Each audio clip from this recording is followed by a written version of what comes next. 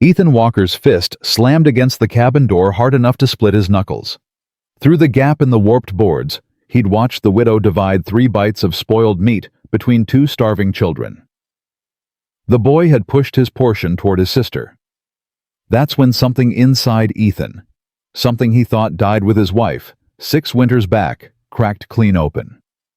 "Mrs. O'Brien," he called through the door, voice rough as gravel. "Open up. You're leaving with me. Tonight."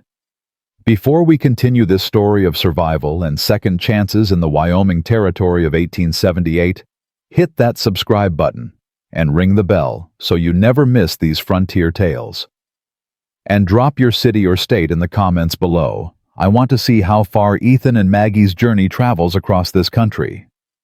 Now let's get back to that frozen cabin door. The door opened 6 inches. A woman's face appeared in the gap, pale and sharp-boned with exhaustion. Green eyes assessed him with the wariness of someone who'd learned trust was a luxury she couldn't afford. "Mr. Walker." Her Irish accent softened the words even as her tone stayed hard. "It's past dark. Whatever business you have, you're eating garbage." Ethan didn't dress it up. "Saw you through the boards. That meat came from Henderson's slop barrel behind the hotel." Her jaw tightened. The door didn't open wider. "My children are fed, Mr. Walker. What I eat is my concern." "They're fed tonight," he countered. "What about tomorrow? Next week, you got a line shack with a roof that won't hold snow, and the worst of winter's still coming. We manage. You're managing yourselves into the ground." He shifted his weight, snow crunching under his boots. "I got a house, got room, got food that didn't come from a pig trough." Her eyes flashed. "I don't take charity. Didn't offer any." Ethan met her stare without flinching. "I'm offering work. You can cook, I assume." "I can do more than cook, Mr. Walker, but—" "Then earn your keep. House needs a woman's hand. Been 6 years since—" He stopped, swallowed. "Just been a while. You work, you and yours stay warm and fed. Fair trade." Behind her, a child's cough rattled wet and desperate. The woman's face cracked for just a second, fear bleeding through before she slammed the mask back in place. "The town won't like it," she said quietly. "You know what they say about me, about Michael." "Don't care what they say. You will. They'll make you care. Charles Whitmore has half this town convinced I helped Michael steal that railroad money. Did you?" The question hung between them like a blade. "No." Her voice dropped to a whisper. "I didn't even know until the sheriff came 3 days after they buried him. But truth doesn't matter when a town needs someone to blame." Ethan studied her face. He'd learned to read people in the war, learned the difference between a liar's eyes and an honest woman's fear. What he saw now was raw truth and bone-deep exhaustion. "Then we got something in common," he said. "Truth not mattering to folks who already made up their minds." Another cough erupted from inside. The woman flinched like she'd been struck. "Your girl?" Ethan asked. "My boy, Liam. 7 years old, and he's been coughing like that for 3 days. Can't afford Doc Hayes, and even if I could—" She laughed bitter. "Doc's been told not to treat us. Town's orders."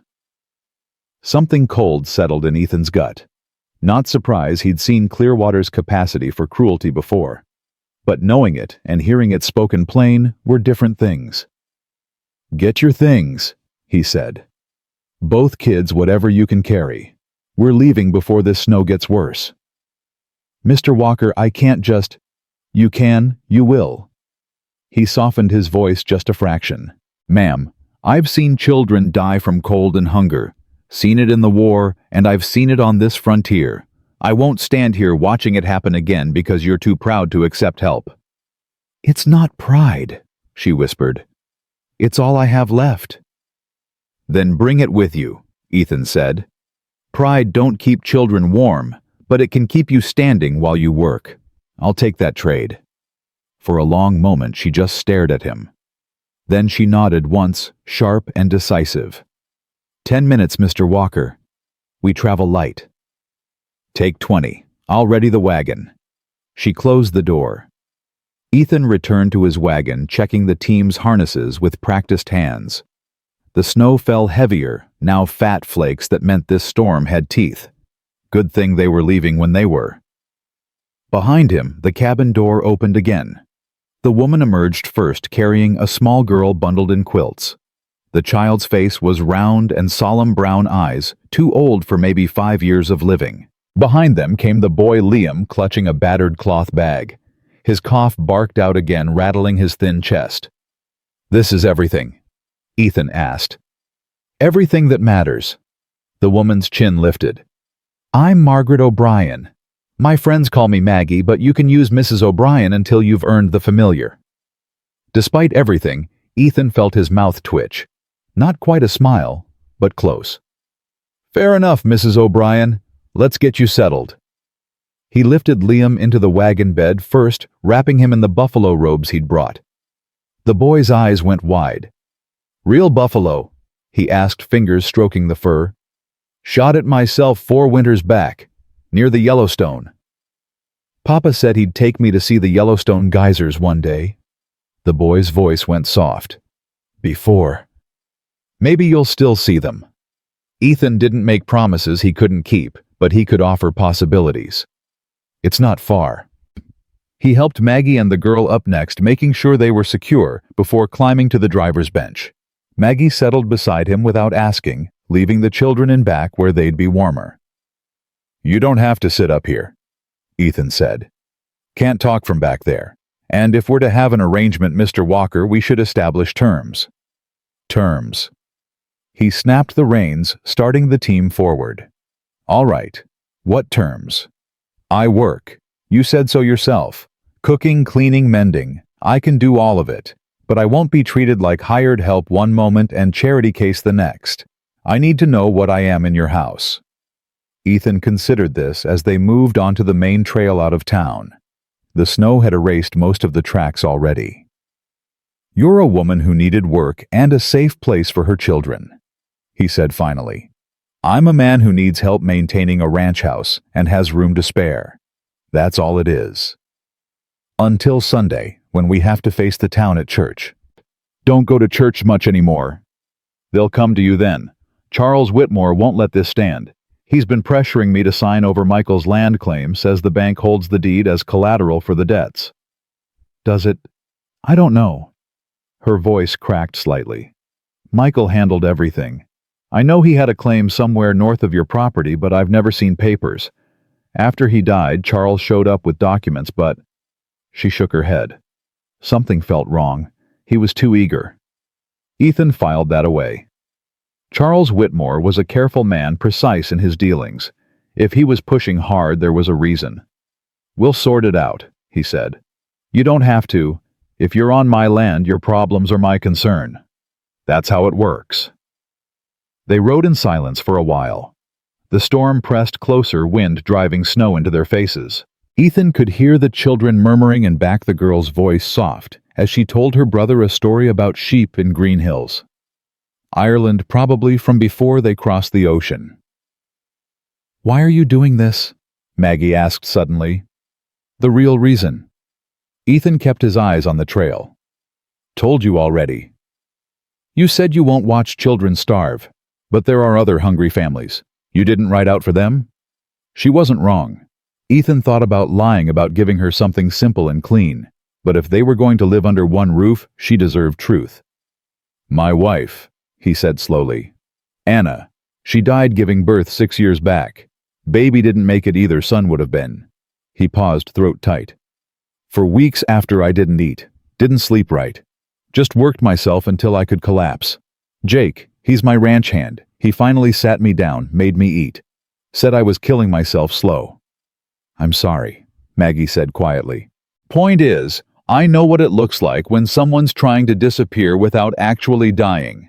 Saw it in your face tonight, Mrs. O'Brien. You were feeding your children but not yourself. Seen that before." He glanced at her. "In my mirror." She looked away, but not before he caught the shine in her eyes. "Michael's been gone 14 months, she said. "People think it's enough time, that I should be She gestured vaguely. Moving on. Finding a new husband, probably. But then the scandal came out about the money, and suddenly I went from pitied widow to suspicious woman who probably knew what her husband was doing. Did he steal that money? I think so. The admission seemed to cost her. I found a letter after he died hidden in his boot, from a man named Sullivan, thanking him for the investment opportunity. Talking about railroad routes and advance information. I burned it. Why? Because my children are already fatherless. I won't have them grow up with people spitting when they say his name. Her hands clenched in her lap. Maybe that makes me complicit. Maybe I should have turned it over. But they're 7 and 5, Mr. Walker. What would you have done? Ethan didn't answer right away. The trail curved following the creek that marked his northern property line. His ranch house would be visible soon if the snow let up enough to see it. I'd have burned it too, he said finally. Maggie's shoulders dropped slightly, tension releasing.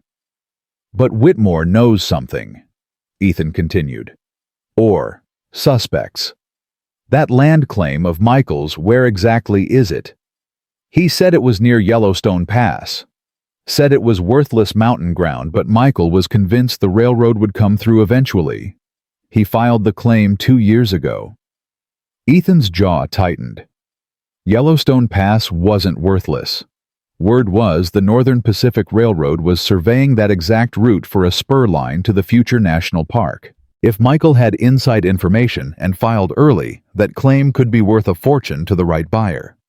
Which explained why Charles Whitmore wanted it so badly. That claim's not worthless, Ethan said. And I'm guessing you never signed anything transferring it to the bank. Charles brought papers twice. I refused both times. He said the debts would force a sale anyway, but... She turned to him. You think Michael's claim is valuable? Think it might be. Which means Whitmore's been lying to you, and we need to find those deed papers before he does. The ranch house emerged from the snow, like a promised solid timber construction, 2 stories smoke rising from chimneys Jake must have kept burning. Lights glowed in the windows. It's beautiful, Maggie breathed. It's shelter, Ethan corrected, but something in his chest warmed at her words. Come on, let's get you inside before the boy's cough gets worse. He pulled the wagon up to the porch. The front door opened before he'd finished setting the brake, and Jake Morrison stepped out, tall and lanky, 26 years old, with a permanent expression of bemused concern. Boss, Jake said, taking in the wagon's passengers. Didn't expect company. Mrs. O'Brien and her children will be staying with us, Ethan said, helping Maggie down. She's taking over house management. Jake's eyebrows rose slightly, but he had the sense not to ask questions. Yes, sir. I'll help with their things. Between them, they got everyone inside quickly. The main room was warm fire roaring in the stone hearth. Ethan watched Maggie take it in the sturdy furniture, the clean floors, the kitchen area that was functional, but clearly hadn't known a woman's organization in years. Liam rose. She said softly to her children. Stay by the fire. Warm up. The boy nodded, but his cough came again, harder this time. Jake caught Ethan's eye, concern flickering. Mrs. O'Brien, Ethan said. There's rooms upstairs. Take your pick of the 2 on the right. I'm on the left with Jake in the back. Linens are in the hall cupboard, might be dusty, but they're clean enough. I'll see to it. She paused. Thank you, Mr. Walker, for... She gestured, unable to find words. Just an arrangement, he reminded her. You'll earn it. After she'd taken the children upstairs, Jake leaned against the fireplace, arms crossed. You brought home the O'Brien woman, he said quietly. The one the whole town's been talking about. I did. Whitmore's not going to like this. Don't care what Whitmore likes. Jake shook his head. You're about to make yourself a whole mess of trouble, boss. Probably. Ethan pulled off his coat, hanging it by the door. But that boy's got a bad cough and they were eating slop. What would you have done? Same as you, Jake admitted. Still trouble, though. Let it come. Upstairs, floorboards creaked as Maggie moved around, settling her children. Ethan could hear her voice soft and soothing, singing something in Irish that made the words sound like water over stone. Anna used to sing. Different songs, but the same tone, that particular sound of a mother trying to make the world safe for her children, even when it wasn't. "You all right, boss?" Jake asked. Ethan realized he'd been standing frozen just listening. "Fine," he said roughly. "Check the livestock one more time. This storm's going to get worse." Jake nodded and headed for the door, but paused with his hand on the latch. "For what it's worth, you did right. Those kids needed help."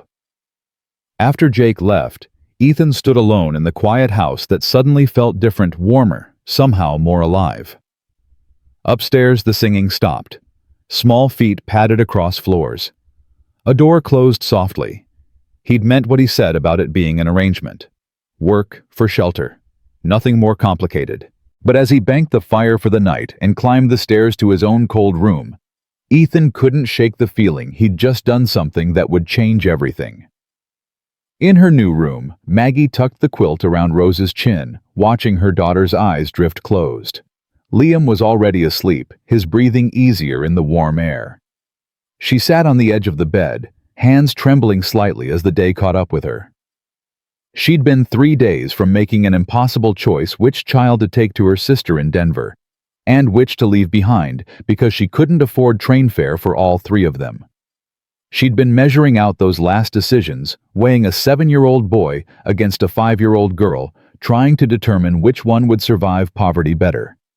Now they were in a warm house, with a strange, quiet man who'd looked at her children eating garbage and decided that was his problem to solve. "Why?" she whispered to the empty room. But she knew why. She'd seen it in his eyes when he mentioned his dead wife, that same hollow ache she carried. He wasn't saving her. He was trying to save himself from watching another loss he could have prevented. She should feel grateful. She did feel grateful. But gratitude came tangled with fear, because men didn't do things like this without expectations, and if Ethan Walker thought she'd know. She stopped that thought cold. He hadn't looked at her that way. Hadn't said anything that suggested he wanted more than a clean house and hot meals. But the town would think it. Was probably already thinking it. "We'll deal with it," she told the sleeping children. "We've dealt with worse." Downstairs, she heard Ethan's heavy footsteps cross the main room, climbing the opposite stairs. A door closed. The house settled into silence except for the wind outside and the crackle of dying fires.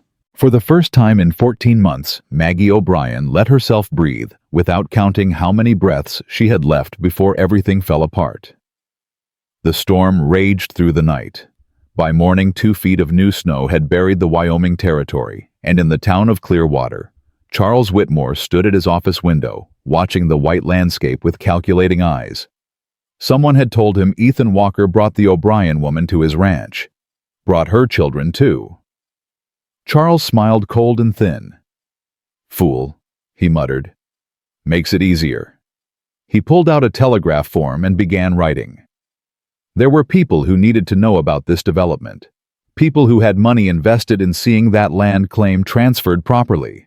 And if Ethan Walker wanted to tie himself to the disgraced widow, well, that just meant there'd be 2 reputations to ruin instead of 1. The telegraph key clattered as he sent his message east. By sunset, the pieces would be moving. By next week, Ethan Walker would understand the price of his charity. Charles returned to his desk, pulled out the deed papers he'd forged, nearly perfect copies of the originals he'd stolen from Michael O'Brien's claim office before the man's body was cold, and studied them with satisfaction. All he needed was the widow's signature. Or her disappearance. Either would work. Back at the ranch, Maggie woke to find Rose already up, sitting by the window watching snowfall. Liam slept on, his breathing still rattled, but not worse. "Mama," Rose whispered. "Is this our house now?" Maggie pulled her daughter close. "For now, baby. For now." How long now would last, she didn't know. But watching the snow cover everything in clean white, Maggie let herself hope that maybe, just maybe, they'd found something like safety, even if she knew better than to trust it. The first Sunday after the storm, Maggie stood at the kitchen window watching Ethan hitch the wagon. She'd been at the ranch 5 days now, and they'd fallen into a rhythm that felt almost comfortable. Almost. "We don't have to go," Ethan said behind her. She hadn't heard him come back inside. "Yes, we do." She turned from the window, wiping flour from her hands. "Hiding makes it worse. Makes it look like we've got something to be ashamed of." "You don't. The town thinks different." She met his eyes. "And if we don't face them now, it gets harder every week we wait." Liam appeared on the stairs, rows behind him. The boy's cough had improved with warm food and dry air, though it hadn't disappeared entirely. He wore his only good shirt carefully mended where the collar had frayed. "Do we have to go to church?" he asked, that 7-year-old intuition sensing trouble. "We do," Maggie said firmly. "And you'll both sit quiet and behave no matter what anyone says." "What might they say?" Rose's small voice carried fear she was too young to have to understand. Ethan crouched down to the girl's level, something in his stern face softening. "Might say things that aren't true. Might say things that are mean. But you remember something: what people say about you doesn't change who you are. You're good kids with a brave mama. That's the truth." Rose nodded solemnly. Liam squared his thin shoulders. "Papa used to say the truth matters more than what people think," the boy said. "Your papa was right about that," Ethan replied, standing. He caught Maggie's eye over the children's heads, and something passed between them, shared understanding of how hard this would be. The ride to Clearwater took 40 minutes through snow-packed trails. Jake had offered to come along, but Ethan refused. This wasn't about numbers. It was about showing the town they had nothing to hide. As they approached the church, Maggie saw the wagons and horses clustered around the white-clapboard building. Her stomach tightened. Through the open doors, she could hear the congregation singing Rock of Ages, voices raised in Sunday certainty. Ethan helped her down, then lifted the children. His hand on her elbow was brief but steady as they walked toward the entrance. The singing stopped the moment they appeared in the doorway. 40 faces turned as one. 40 sets of eyes, some curious, most cold. The silence stretched like taffy sweet turned sour. "Well?" A woman's voice cut through the quiet.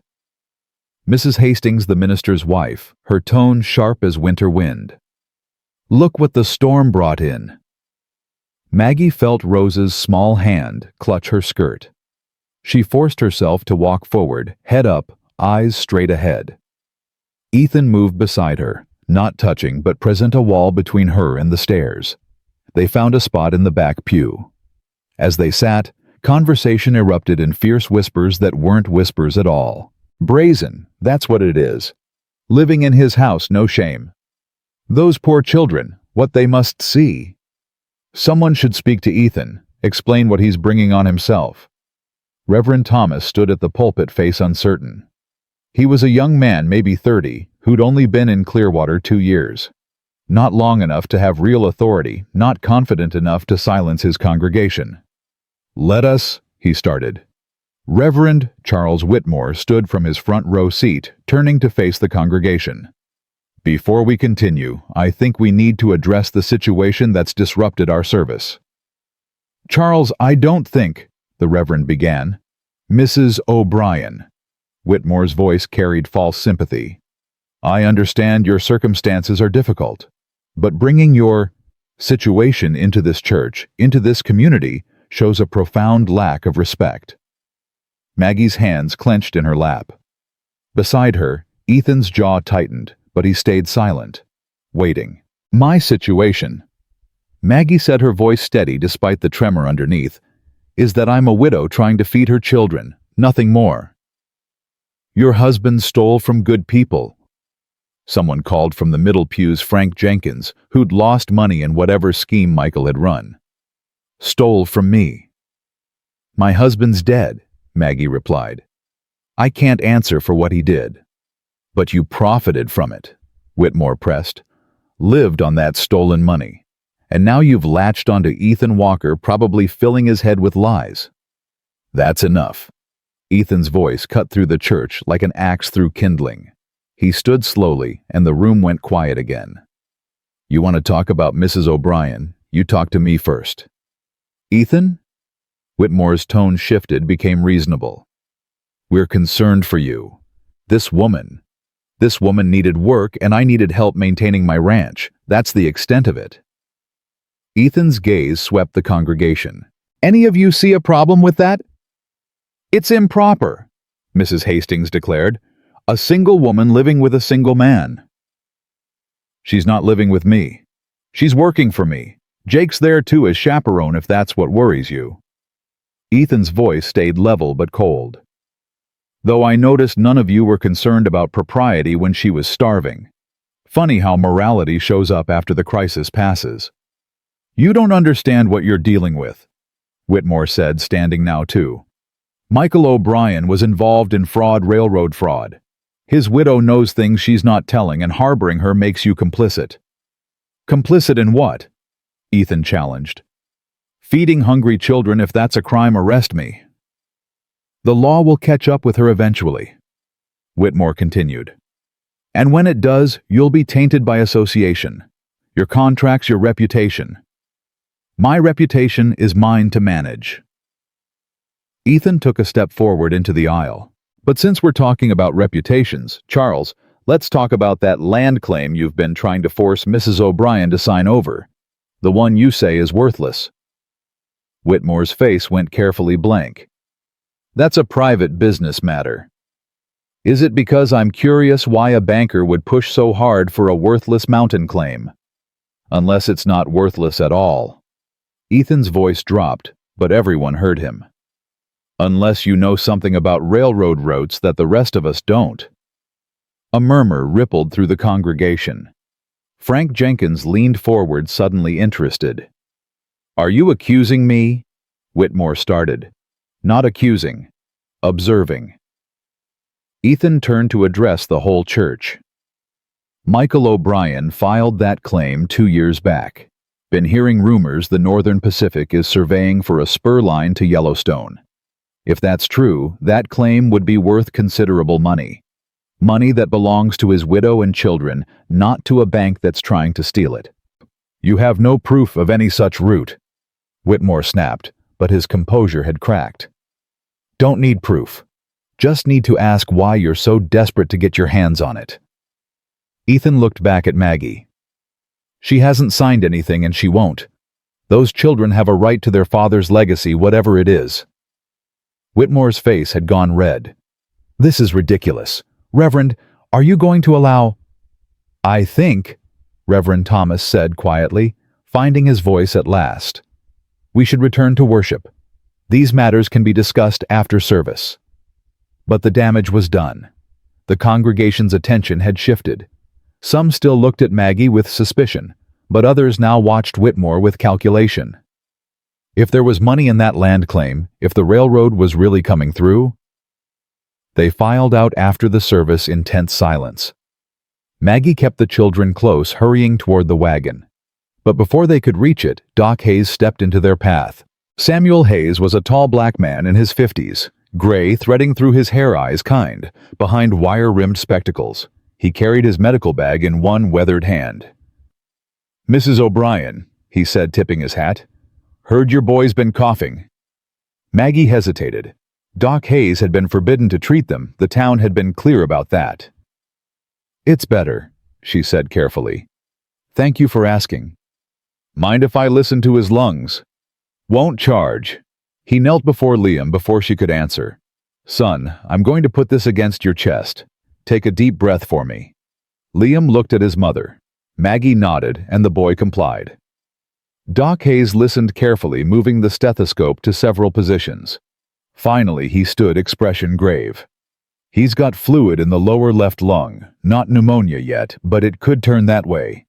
He needs to stay warm, stay dry, and take this. He pulled a brown bottle from his bag. Syrup of ipecac and wild cherry. 1 spoonful 3 times daily. I can't pay, Maggie started. Didn't ask for payment. Doc Hayes pressed the bottle into her hand. Children don't deserve to suffer for their parents' mistakes, or for a town's judgment. Samuel, Charles Whitmore's voice came from behind them. We had an understanding. Doc Hayes turned slowly. We had an order from you, Charles. I don't recall agreeing to it. The town doesn't dictate my medical practice. Doc Hayes's voice stayed calm but firm. Never has. I treated Union and Confederate both during the war. Treated white and black and native. Treated rich and poor. I'll continue treating who needs it, and you can take your understanding and... He stopped remembering the children. Well, you can take it elsewhere. You're making a mistake, Whitmore said quietly. Probably not my first. Won't be my last. Doc Hayes tipped his hat to Maggie again. Ma'am. Mr. Walker. Good day. He walked away back straight, ignoring the stares that followed him. Ethan helped Maggie and the children into the wagon without a word. As they pulled away from the church, Maggie clutched the medicine bottle throat tight. Why? She asked. Why would he risk his practice for us? Doc Hayes doesn't care much about risk, Ethan said. Lost his wife to infection 15 years back because a white doctor wouldn't treat her. He went to medical school after decided nobody else would die for lack of care if he could prevent it. But the town needs him more than he needs them. He's the only doctor for 50 miles. They can hate him all they want, but when their children get sick, they come crawling. Ethan's voice held something like respect.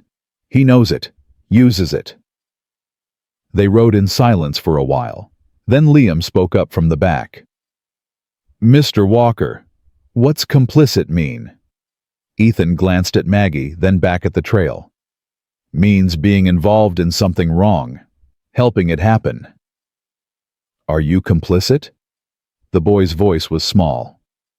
No, son, I'm not. Good.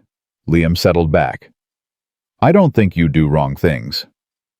After a moment, Rose added, You're like the knight in Mama's stories, the ones who help people. Ethan's jaw worked, but he didn't respond. Maggie saw his hands tighten on the reins, knuckles white. That night, after the children were asleep, Maggie found Ethan in his workshop off the barn. He was working on something wooden hands, moving in sure practiced strokes with a carving knife. Can I come in? She asked from the doorway. He nodded without looking up. She stepped inside, closing the door against the cold.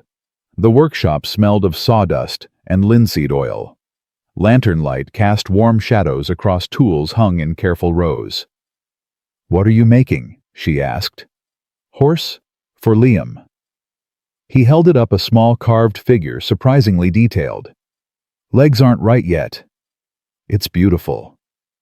It's wood. But his tone wasn't harsh, just factual. Maggie leaned against the workbench. Thank you, for today, for what you said in church. Just truth. Truth that might cost you. Those contracts Whitmore mentioned. Lost one already. Henderson canceled his cattle order yesterday. Sent Jake a note saying he couldn't do business with me anymore. Too much talk. Ethan set down the carving. Probably lose more. I'm sorry. Don't be. I make my own choices. He finally looked at her. But you should know what this is, what it's becoming. Town's not going to let this go. Whitmore especially. I know. Maggie traced patterns in the sawdust on the workbench. I could leave. Take the children somewhere else. You've done enough. That's not what I'm saying. His voice sharpened. I'm saying it's going to get worse before it gets better. Need you to be prepared for that. I'm always prepared for worse. It's better that catches me off guard. Something shifted in Ethan's expression, not quite a smile, but close. You're tougher than you look, Mrs. O'Brien. I'm Irish. We're born tough, or we don't survive the crossing. Your husband, Michael. Ethan picked up the carving again, hands needing something to do. What was he like? The question surprised her. Why do you ask? Because your children speak well of him. But he left you in a hell of a situation, trying to figure which version is true. Maggie considered this. Nobody had asked her about Michael since the scandal. They'd all made up their minds already. He was charming, she said finally. Could talk anyone into anything. That's how he got me to marry him sight unseen after 3 letters. Promised me streets paved with gold in America.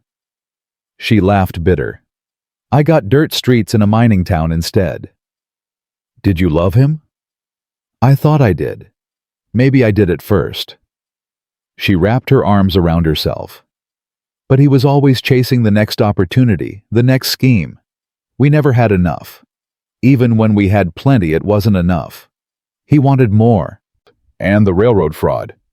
I think he convinced himself he was being smart. Getting in early on something everyone else would do anyway.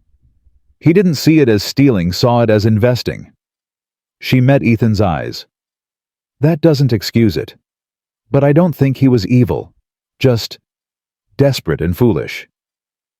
Are you? Ethan asked quietly. Desperate. A week ago, yes. Today. She gestured at the workshop, the ranch beyond. Today I'm working. That's different. And foolish? Probably. Standing in a barn talking to a man I barely know, trusting he won't. She stopped. Won't what? Won't expect things I can't give. Her voice dropped. Men don't help women for nothing, Mr. Walker. There's always expectations. Ethan set down the carving and stood closing the distance between them. Maggie's breath caught, but she held her ground. Look at me, he said. She did. His gray eyes were steady, no hunger in them, no expectation. I lost my wife and son, he said quietly.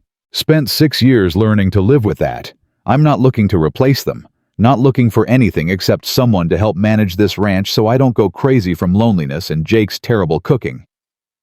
He paused. If that changes, I'll tell you straight. Give you a chance to leave with dignity and enough money to start somewhere else. That's my word. Maggie searched his face for lies and found none. Why should I believe you? Because I've got no reason to lie. You're not trapped here, Mrs. O'Brien. You're working here. There's a difference. She nodded slowly. All right. All right. He stepped back, returning to his workbench. Now get some sleep. Whitmore's probably planning his next move and we'll need clear heads to counter it. Maggie left the workshop but paused at the door. Mr. Walker, the children calling you like a knight? They're not wrong. Knights are stories, Ethan said without looking up. I'm just a man doing what needs doing. Maybe that's what makes a knight, Maggie replied, and left before he could respond. 3 days later, the first real blow landed. Jake came in from town with supplies and a face like a thundercloud. He dropped the flour sacks harder than necessary, making dust puff across the kitchen floor. What happened? Ethan asked, reading his mood. Miller's refusing credit. Says you're a bad risk now. Had to pay cash for everything and he wouldn't give me the usual discount. Jake yanked off his hat, and that's not the worst of it. Tell me. Whitmore's called in your note, the one you took out last spring for the new breeding stock. Says it's due in full by end of month, or he's taken the cattle as collateral. Ethan went still. That note's not due until next spring. Has a clause about reputational risk. Says you're engaging in morally questionable behavior that reflects on the bank's judgment. Jake's voice dripped disgust. He's using her against you, boss. Using the kids. Maggie, who'd been listening from the doorway, felt ice slide down her spine. How much is the note? $800, Ethan said flatly. Don't have it in cash. Won't have it until I sell the herd in spring. So he takes the cattle, Jake said, which means you can't pay next year's operating costs, which means the ranch goes under. He kicked the flour sack. It's calculated, boss. He's destroying you. How much are Michael's debts? Maggie asked suddenly. Ethan turned. What? The debts Whitmore claims I owe. How much? He says 1,200, but if I signed over the land claim, would he cancel your note? No. Ethan's voice turned hard. Absolutely not. But that land is your children's future. You're not signing it away to save me from my own choices. Your choices were helping us. Maggie's voice rose. You can't lose everything because I'm not discussing this. Ethan grabbed his coat. Jake, how long do we have? 3 weeks. Then we've got 3 weeks to find $800. He headed for the door, then stopped. Mrs. O'Brien, you work for me. That means I protect what's mine. Your land claim is yours and it stays that way. That's final. He left. Maggie stood frozen, anger and fear warring in her chest. He's too stubborn for his own good, she said. Yeah. Jake started unpacking supplies. But he's right too.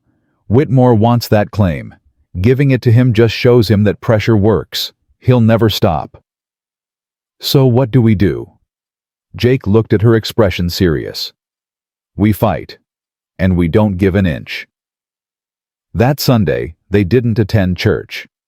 Ethan declared they'd worship at home, and Maggie was grateful for the reprieve. But trouble came to them anyway. Charles Whitmore arrived mid-afternoon in his fine buggy, dressed like he was going somewhere important. He had 2 men with him, ranch hands by the look of them, hired muscle. Ethan met them in the yard, Jake at his shoulder. Maggie watched from the window, children behind her. Mr. Walker, Whitmore called. We need to discuss your situation. Nothing to discuss. I'll have your money by the deadline. Will you? Whitmore stepped down from the buggy.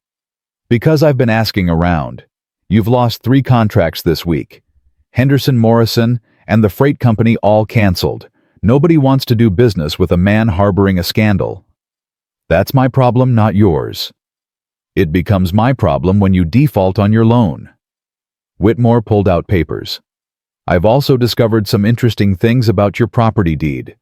Seems there's a lien from the previous owner that was never properly cleared. Technically, I could call that in too. That lien was settled 6 years ago. Was it? I can't find the paperwork. These frontier filing systems are so unreliable. Whitmore's smile was thin.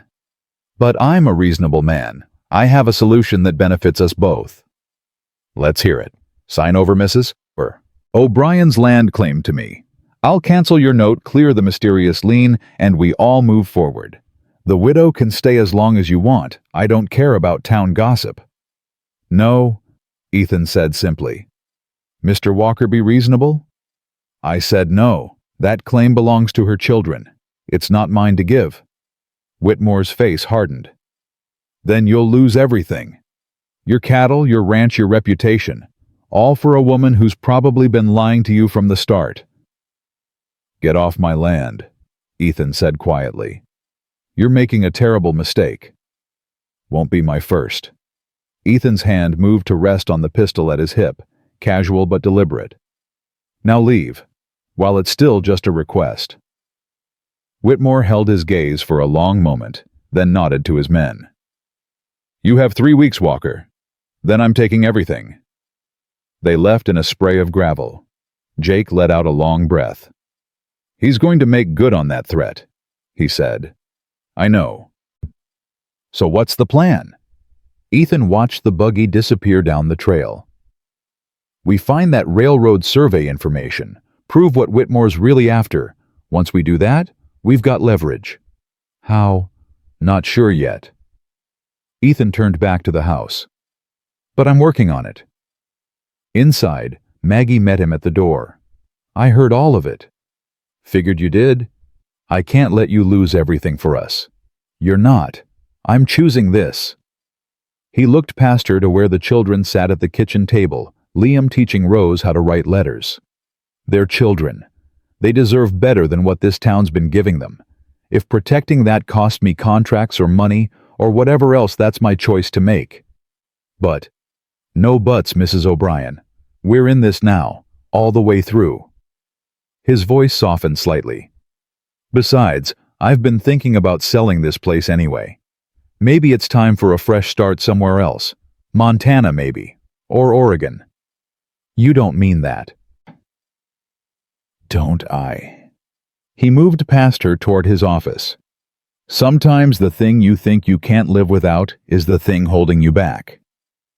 He closed the door before she could respond. That night, Maggie couldn't sleep.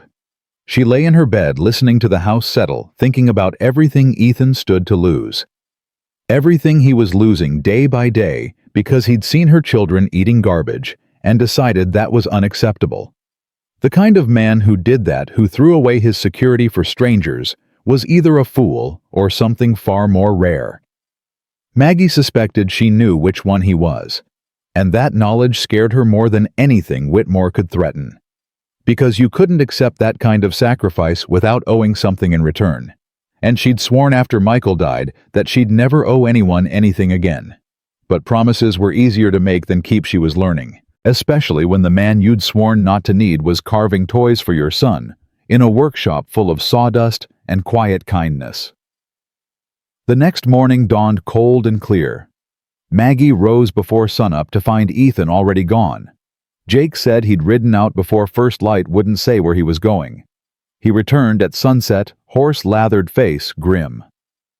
"Found something," was all he said, disappearing into his office with papers clutched in one weathered hand.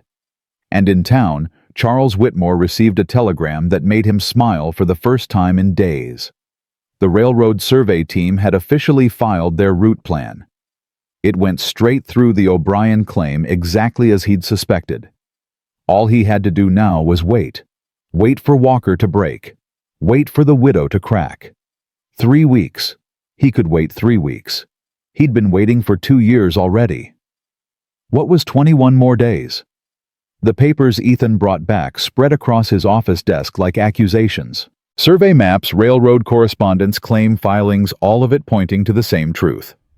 The Northern Pacific Railway had approved a spur line to Yellowstone, and Michael O'Brien's claim sat dead center in the proposed route. "Worth at least $15,000, Ethan said Jake, standing beside him studying the documents. "Maybe more if the railroad needs it bad enough. And Whitmore knows." Jake traced the survey line with one finger. "Has to. Question is how." Michael probably told him, bragged about it thinking Whitmore was a friend. Ethan leaned back in his chair. Whitmore's been planning this since before Michael died. Maybe even caused the accident if he was desperate enough. You think he'd kill for it? I think $15,000 makes men do things they wouldn't normally consider. Ethan gathered the papers carefully. But thinking it and proving it are different things. So what do we do with this? We use it, carefully. Ethan looked toward the door, thinking about Maggie upstairs with the children. But first, we need to keep her from doing something foolish. He'd seen it in her eyes these past days, that desperate calculation of a mother weighing her children's future against present survival. She was preparing to sacrifice that land claim to save his ranch, and he couldn't let that happen. Not because of the money. Because once she gave Whitmore what he wanted, there'd be nothing stopping the man from destroying her anyway. Upstairs, Maggie sat on the edge of Rose's bed watching her daughter sleep. 3 weeks until Ethan lost everything. 3 weeks to figure out how to stop it. The land claim was the obvious answer. Sign it over. Satisfy Whitmore, save the man who'd saved them. Simple arithmetic. Except it wasn't simple at all. That claim represented the only inheritance her children had from their father. Blood money, maybe stolen information turned to advantage, but still theirs by right. Signing it away meant Liam and Rose would have nothing when they were grown. Would start from zero, same as she had. But watching Ethan lose his ranch, his livelihood, his future because he'd been kind enough to help strangers, that was a debt she couldn't carry either. "What do I do, Michael?" she whispered to the dark.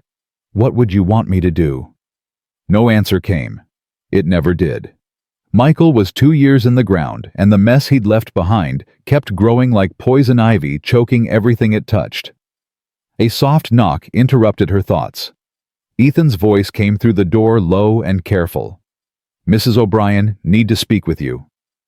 She rose, checking that Rose still slept, and stepped into the hallway. Ethan stood there in the lamplight, papers in hand, face serious. "What is it?" she asked. "Come downstairs. Jake's there. This involves all of us." In the kitchen, Jake had coffee brewing. They sat around the table like conspirators, which Maggie supposed they were. Ethan spread the papers between them. "Your husband's claim," he said without preamble. "It's worth $15,000 minimum. Maybe double that if the railroad negotiates poorly." Maggie stared at the survey maps, watching the black line cut straight through what Michael had filed. "That much?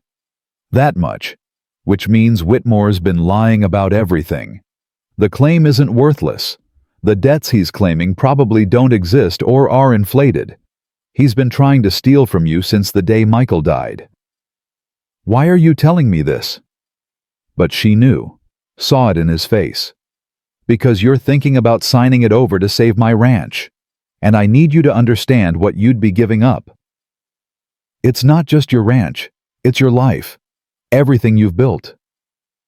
"It's wood and cattle and dirt," Ethan said flatly. "Your children's future is more than that." "My children won't have a future if we're back on the street." Her voice rose before she caught it, remembered the sleeping kids upstairs. "You think I can walk away from this, from what you've done for us, that debt?" "There's no debt," Ethan interrupted. "You work, you earn your keep. That's the arrangement." "That's not how the world works, and you know it." Maggie's hands clenched on the table.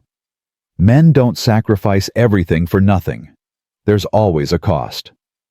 "Then the cost is mine to pay," Ethan said. "Not yours, not your children's." They sat in thick silence. Jake sipped his coffee, staying wisely quiet. Finally, Maggie spoke, voice tight with frustration. "You're asking me to watch you lose everything and do nothing. I'm asking you to trust me to handle my own problems." Ethan met her eyes. "Can you do that?" "I don't know," she admitted. "I don't know how." "Then learn." His voice softened just slightly. "I know you've been taking care of yourself and those kids alone for over a year. Know you had to because nobody else would. But you're not alone now. Let me carry some of it." Maggie felt something crack in her chest, not breaking, but opening, like ice in spring thaw. "What's your plan?" she asked finally. "Going to Cheyenne. Telegraph office there connects to the railroad headquarters. Going to find out exactly what they're planning for that route, get it in writing if I can. Once we have that, we go to the territorial governor. Show him Whitmore's been trying to defraud a widow. Man like that won't keep his banking license long. That could take weeks. Takes what it takes." Ethan gathered the papers. "Jake stays here with you. Anyone comes around causing trouble, he handles it. You just keep the house running and the children safe. When do you leave?" "Dawn tomorrow. 3-day ride if the weather holds." He stood. "Get some sleep, Mrs. O'Brien. Going to be a long few weeks." After he left, Jake refilled Maggie's coffee without asking. They sat together in the quiet kitchen.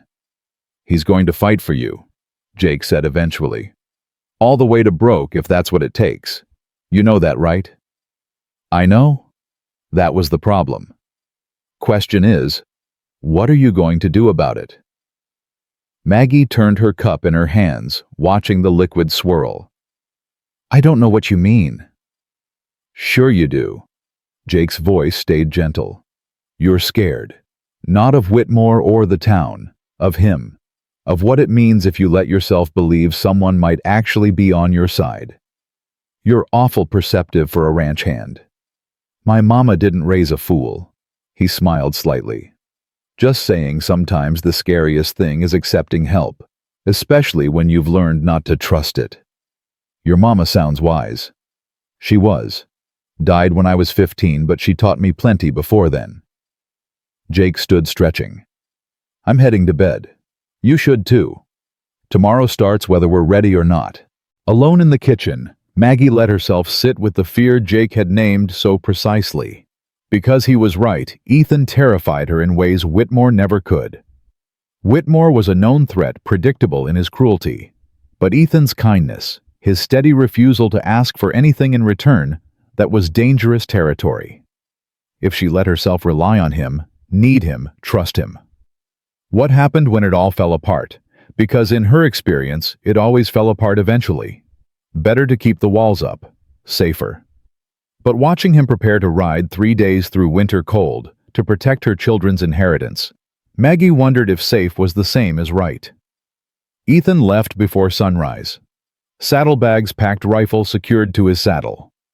Maggie watched from the kitchen window as he checked his horse's shoes one final time, breath clouding in the frozen air. She'd meant to stay inside, keep it simple. But her feet carried her out onto the porch anyway. "Mr. Walker," she called. He turned, surprise flickering across his face. "Thought you'd still be sleeping." "Couldn't." She wrapped her shawl tighter against the cold. "I wanted to." The words stuck. "Be careful. Please." Something shifted in his expression. "Planning on it. And thank you. For..." She gestured helplessly. "Everything. Just doing what needs doing, Mrs. O'Brien." But his voice held warmth it usually lacked. He mounted up, settled into the saddle, started to turn the horse, then stopped. "Maggie," he said, and the use of her given name made her breath catch. "If anything happens while I'm gone, anything that scares you, you get on a horse and you ride. Don't wait, don't think about it. Just get those children somewhere safe. Promise me." "Where would I go?"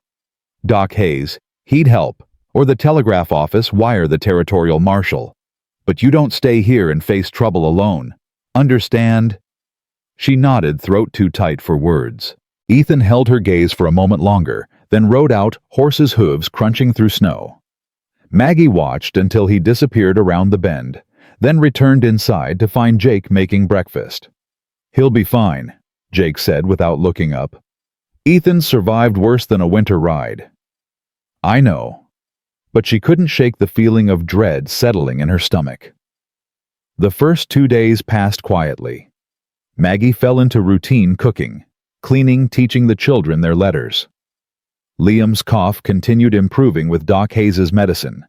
Rose helped with simple chores, serious and careful with everything she touched. On the 3rd day, riders came. Jake spotted them first, 5 men on horseback approaching from town. He came inside quickly, face grim. "Trouble," he said. "Get the children upstairs, now." Maggie didn't argue. She herded Liam and Rose up to their room, told them to stay quiet, no matter what they heard. Rose's eyes went wide with fear, but she nodded, clutching her brother's hand.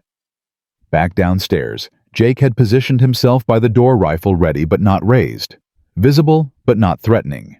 Yet. The riders stopped in the yard.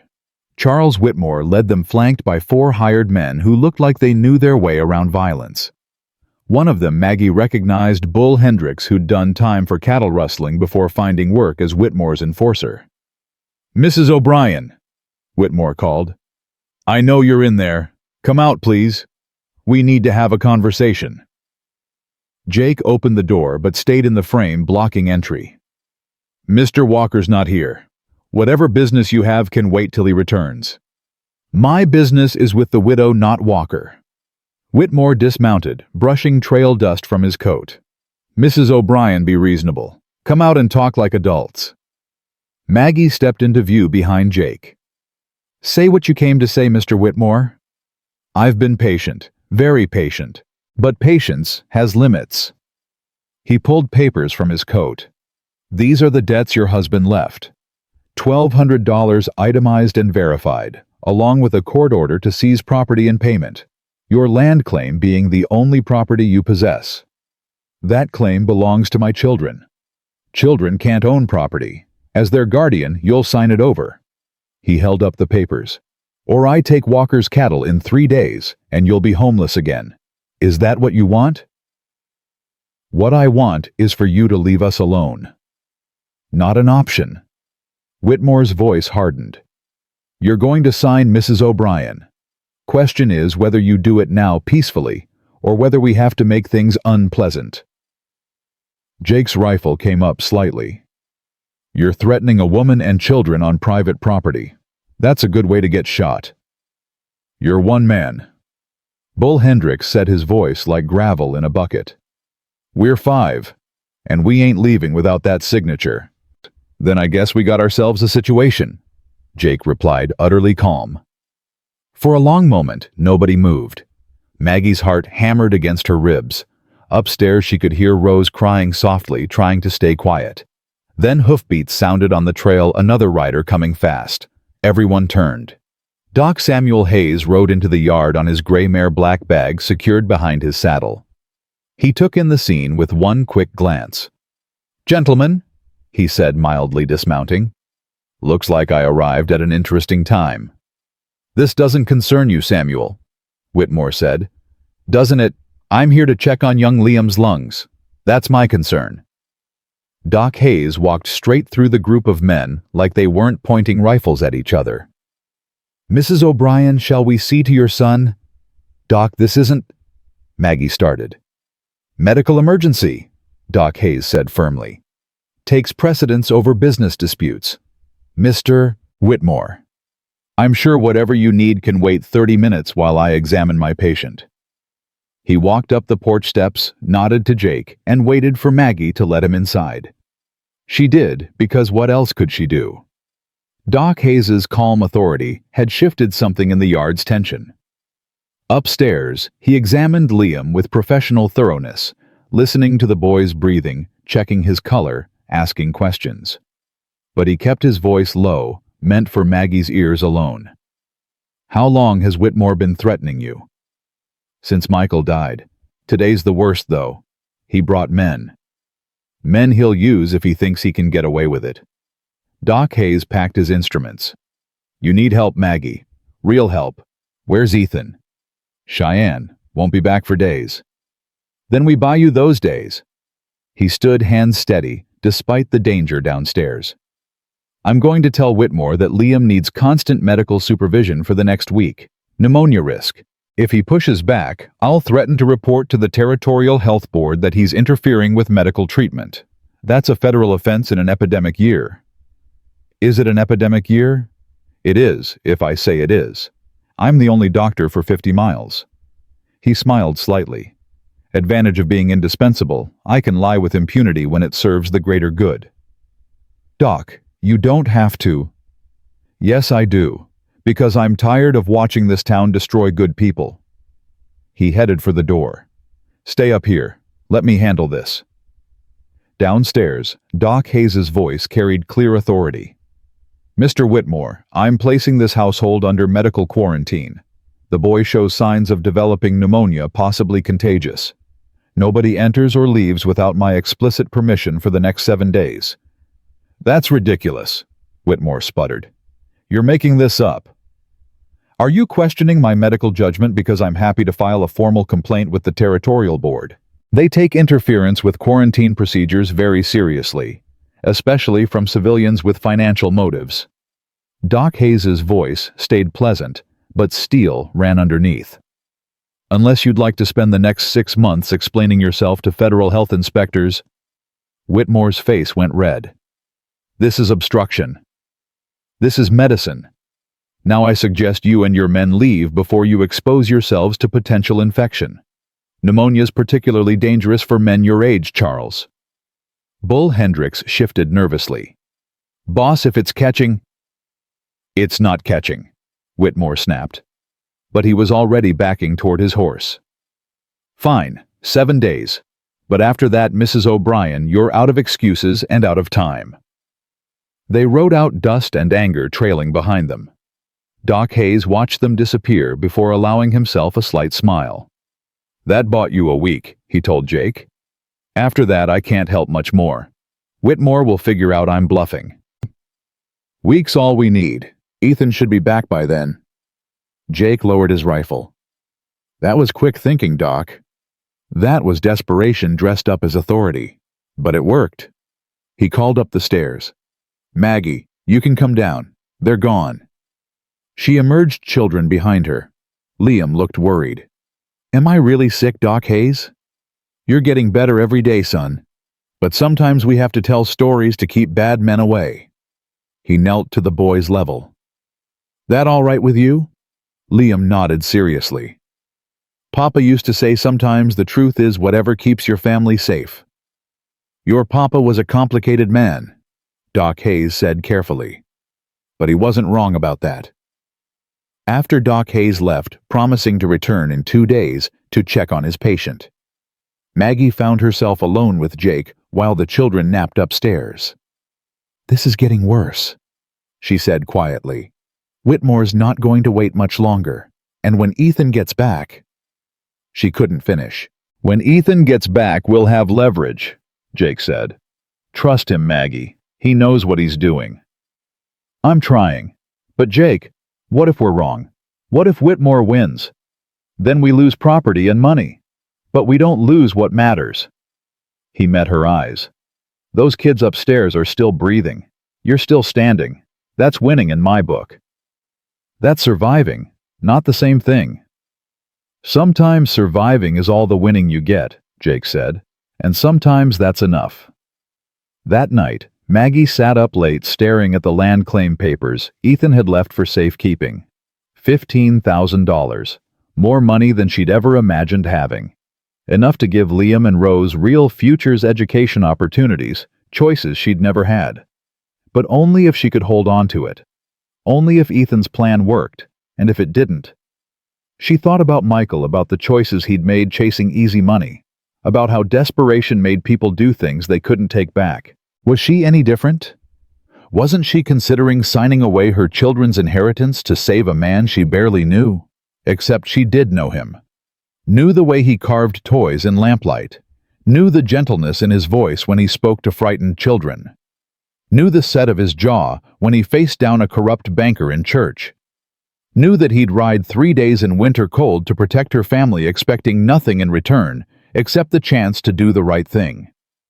That kind of knowing went deeper than time or circumstance. That kind of knowing was dangerous. Because if she admitted she knew him, she'd have to admit she trusted him. And if she trusted him, she'd have to admit what was really happening between them, something more complicated than employer and employee, more frightening than simple gratitude. "Don't," she whispered to the empty room. "Don't let yourself need this. Need him." But her heart wasn't listening. Her heart had stopped listening the moment he'd knocked on that cabin door and said, "You're coming home." Day 5 of Ethan's absence dawned gray and threatening. Jake rode out early to check fence lines, leaving Maggie alone with the children. She was teaching Rose how to knead bread dough when the knock came. Not pounding, not aggressive. Just 3 polite raps on the door. Maggie wiped flour from her hands and opened it to find Mrs. Cordelia Hastings standing on the porch, dressed in severe black face, pinched with cold, and something else. Righteousness, maybe. Or guilt poorly disguised as duty. "Mrs. O'Brien," she said stiffly, "may I come in?" Every instinct told Maggie to refuse, but curiosity won. Of course. Mrs. Hastings entered, eyes cataloging everything: the clean floors, the children's neat appearances, the bread rising by the fire. Looking for evidence of moral failure and finding only domesticity. "I'll be direct," Mrs. Hastings said, refusing the offered chair. "I've come to give you a chance to do the right thing." The right thing according to who? According to decency. According to what's proper. Mrs. Hastings's voice carried the weight of assumed authority. "You're living in sin with Mr. Walker. Everyone knows it. The children see it. It's corrupting them. I work for Mr. Walker, that's all. Don't insult my intelligence. A woman, a man alone in a house, we're not fools, Mrs. O'Brien." Maggie's temper flared. "No, you're just cruel. You're standing in my employer's home accusing me of immorality because it's easier than admitting your Christian charity has limits. I'm trying to help you. You're trying to assuage your guilt. Because deep down, you know you failed me. The whole town failed me. When Michael died and those debts came due, not one person offered actual help. Not food, not work, Not kindness, just judgment and whispers and locked doors. Maggie stepped closer. So don't stand there in your fine dress talking about decency when you let children go hungry because their father made mistakes. Mrs. Hastings' face went white, then red. You don't understand. I understand perfectly. You needed someone to be beneath you, someone to look down on so you could feel righteous. Well, congratulations. You succeeded. I came here to warn you, Mrs. Hastings said, voice shaking. Whitmore's planning something worse than threats. People are talking about running you out tar and feathers if necessary. I thought if you left voluntarily. You thought wrong. Maggie held her ground. I'm not leaving. My children have a home here, and safety and kindness. Something your church never offered. The church? The church teaches love and forgiveness until it's inconvenient. Then it teaches judgment and exclusion. Maggie's voice dropped. I was raised Catholic, Mrs. Hastings. I know what hypocrisy looks like dressed in righteousness. Mrs. Hastings turned to leave, then stopped at the door. When she spoke again, her voice was different, smaller, less certain. I had a daughter once, she said quietly. She died at birth. Would have been about your Rose's age now. My husband, the Reverend, he says it was God's will. Says we weren't meant to have children. But sometimes I look at your little girl and I think, she swallowed, I think maybe I'm angrier at you for having what I lost than for anything you actually did. The admission hung between them. Maggie felt her anger drain away, replaced by something sadder. Pity, maybe. Understanding. I'm sorry for your loss, she said genuinely. But Mrs. Hastings, your grief doesn't justify their hunger. Whatever you've lost, my children don't deserve to pay that price. Mrs. Hastings nodded once, sharp and final. No, they don't. I'm sorry I suggested otherwise. She left without another word. Maggie closed the door and leaned against it, shaking slightly. Mama. Rose appeared at her elbow. Why was that lady angry? She wasn't angry, baby. Just sad. Sometimes people get them confused. Are you sad? Maggie looked down at her daughter's worried face and managed a smile. Not right now. Right now I'm grateful. We have bread to bake and a warm kitchen and each other. That's enough. That night, Jake returned with news. Saw Doc Hayes in town. Says Whitmore's getting desperate, pushing hard on everyone who's friendly to us. Henderson's refusing to sell us supplies now.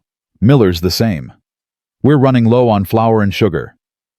How long can we last? Week, maybe 2 if we're careful. Jake hesitated. Doc also said there's talk of a town meeting. Whitmore's calling it for 3 days from now. Says it's about community standards. Really, it's about running us out. Can he do that? Town council can revoke business licenses, deny services, make life impossible. It's not legal exactly, but it's effective. Jake's face was grim. We need Ethan back. Soon. But Ethan didn't return that night or the next day. On the 7th day, as sunset painted the snow gold and pink, Maggie stood at the window, watching the trail, fear coiling tight in her chest. He should have been back by now. Should have hoofbeats. She saw him before Jake did. Saw the tired horse and the rider sitting stiff in the saddle, saw the way Ethan moved, like every muscle ached. She was out the door before thinking, running through snow in just her house dress, not feeling the cold. You're back, she said, breathless. You're got what we needed. Ethan dismounted with visible effort, pulling saddlebags down. Railroads confirmed the route in writing. Sent copies to the territorial governor and the federal land office. Whitmore's finished. Are you all right? You look... Took a fall on the 3rd day. Horse stepped wrong, threw me. Cracked a rib, maybe 2. He winced. But I got it done. You rode 3 days with broken ribs. Maggie stared at him. You could have a lot of things. Didn't. He headed for the house, each step careful. Need to see those papers before Whitmore's meeting. Make sure everything's in order. Jake took the horse. Maggie followed Ethan inside, watching him move with the careful precision of someone in significant pain. "Sit," she ordered. "Let me look." "Mrs. O'Brien, it's Maggie, and sit down before you fall down." Her voice brooked no argument. He sat. She helped him out of his coat and shirt, revealing the bruising along his left side, purple and black and angry-looking. She touched carefully, feeling for the break. He sucked in breath but didn't pull away. "Definitely cracked," she said. "Maybe worse. We need Doc Hayes. Tomorrow. Tonight I need to review these documents." But his eyes were heavy with exhaustion. "Tonight you need rest." She fetched bandages, wrapping his ribs with practiced efficiency. She'd done this for Michael after mine accidents. "Documents can wait till morning." "Maggie." "Don't argue with me, Ethan Walker. You rode yourself half to death for my children. Least you can do is let me take care of you now." The use of his given name made him look up. Their eyes met, and something passed between them. Acknowledgement of a line crossed, a boundary moved. "Yes, ma'am," he said quietly. She finished the bandaging, hands trembling slightly. Not from fear. From the sudden, overwhelming awareness of how close he was, how his skin felt under her fingers, how his breath moved in shallow, careful pulls. "All done," she whispered. "Thank you." His hand caught hers just for a moment. "For waiting. For trusting me to come back. Where else would I go?" She meant it lightly, but it came out weighted with truth. "You're home now." The word hung between them. Home. Not his home, not the ranch. Just home. Ethan stood slowly, favoring his injured side. "I should rest. Got a town meeting to face in 2 days." "We'll face it together." Together, he agreed, and the word felt like a promise. After he'd gone upstairs, Maggie remained in the kitchen, staring at her hands. The same hands that had wrapped his ribs, had touched his skin, had trembled with something that wasn't fear or gratitude or simple human compassion. "Oh no," she breathed. "No, this can't." But it could. It was. It had been probably since that first night in the storm. She was falling for Ethan Walker. Had maybe already fallen. And that terrified her more than anything Whitmore could do, because Whitmore could only take property and money. But Ethan could take her heart. And that was something she couldn't afford to lose. Not again. Never again. Upstairs, Ethan lay in his bed, ribs screaming exhaustion, pulling him toward sleep. But his mind stayed on Maggie's hands on his skin, her voice saying, "Home," like it meant something more than geography. He'd told himself this was about doing right, about protecting a widow and her children, about standing up to corruption. All of that was true, but it wasn't all of the truth. The truth was, he'd stopped being able to imagine this house without her in it. Without Rose's solemn questions, and Liam's endless curiosity, and Maggie's quiet strength filling the empty spaces Anna had left behind. The truth was, when he'd fallen from that horse, cracked his ribs on frozen ground, and wondered if he'd die there alone, the first thought he'd had was of Maggie, of never seeing her face again. "Fool," he muttered to the darkness. "Old fool." But fool or not, the feeling remained. And in 2 days, they'd face the town together. Face Whitmore's final play. And whatever happened after whatever came next, Ethan knew one thing with absolute certainty. He wasn't letting her go. Wasn't watching her walk away into another winter of hunger and fear. Come hell or high water, Maggie O'Brien and her children were staying. Here. With him. Not as an arrangement. As a family. The word settled in his chest, warm despite the pain. Family. He'd thought he'd lost his chance at that 6 years ago when Anna died. Thought he'd spend his remaining years alone with ghosts and regrets. But maybe, just maybe, he'd been wrong. Maybe second chances weren't just stories people told to make themselves feel better. Maybe sometimes they were real. Morning broke cold and final. The town meeting was set for noon, and by 10 o'clock Ethan sat at the kitchen table reviewing the railroad documents one last time. His ribs ached with every breath, but his mind stayed sharp and focused. Maggie worked at the stove, her movements efficient but tense. She'd barely slept, he could tell. Dark circles shadowed her eyes, and her hands trembled slightly as she poured coffee. "You don't have to come," Ethan said without looking up. "Might be better if you stayed here with the children. We've been through this. I'm coming." She set the coffee cup beside his papers, harder than necessary. "It's my land claim they're fighting over. My reputation they're destroying. I won't hide." "Maggie, don't." She turned to face him, green eyes fierce. "Don't ask me to be less than I am.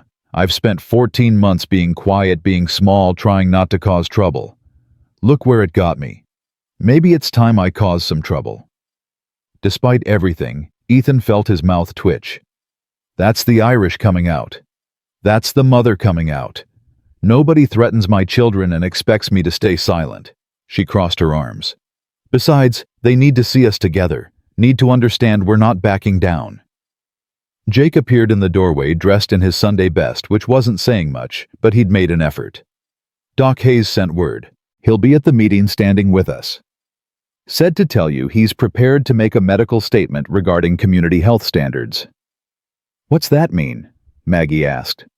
"Means he's going to threaten them with a quarantine if they try anything violent," Ethan translated. "Doc's got more authority than people realize. Federal health regulations give him broad powers. Will it be enough? Has to be." Ethan gathered his papers carefully, each movement deliberate to avoid jarring his ribs. "We've got evidence, we've got the law on our side, and we've got the truth. That has to count for something." They left Rose and Liam with Jake's sister Mary, who lived 2 miles south and had been quietly supportive through everything. The girl hugged Maggie tight before they left. "You come back, Mama?" Rose whispered. "Promise." "I promise, baby. Nothing's going to keep me from you."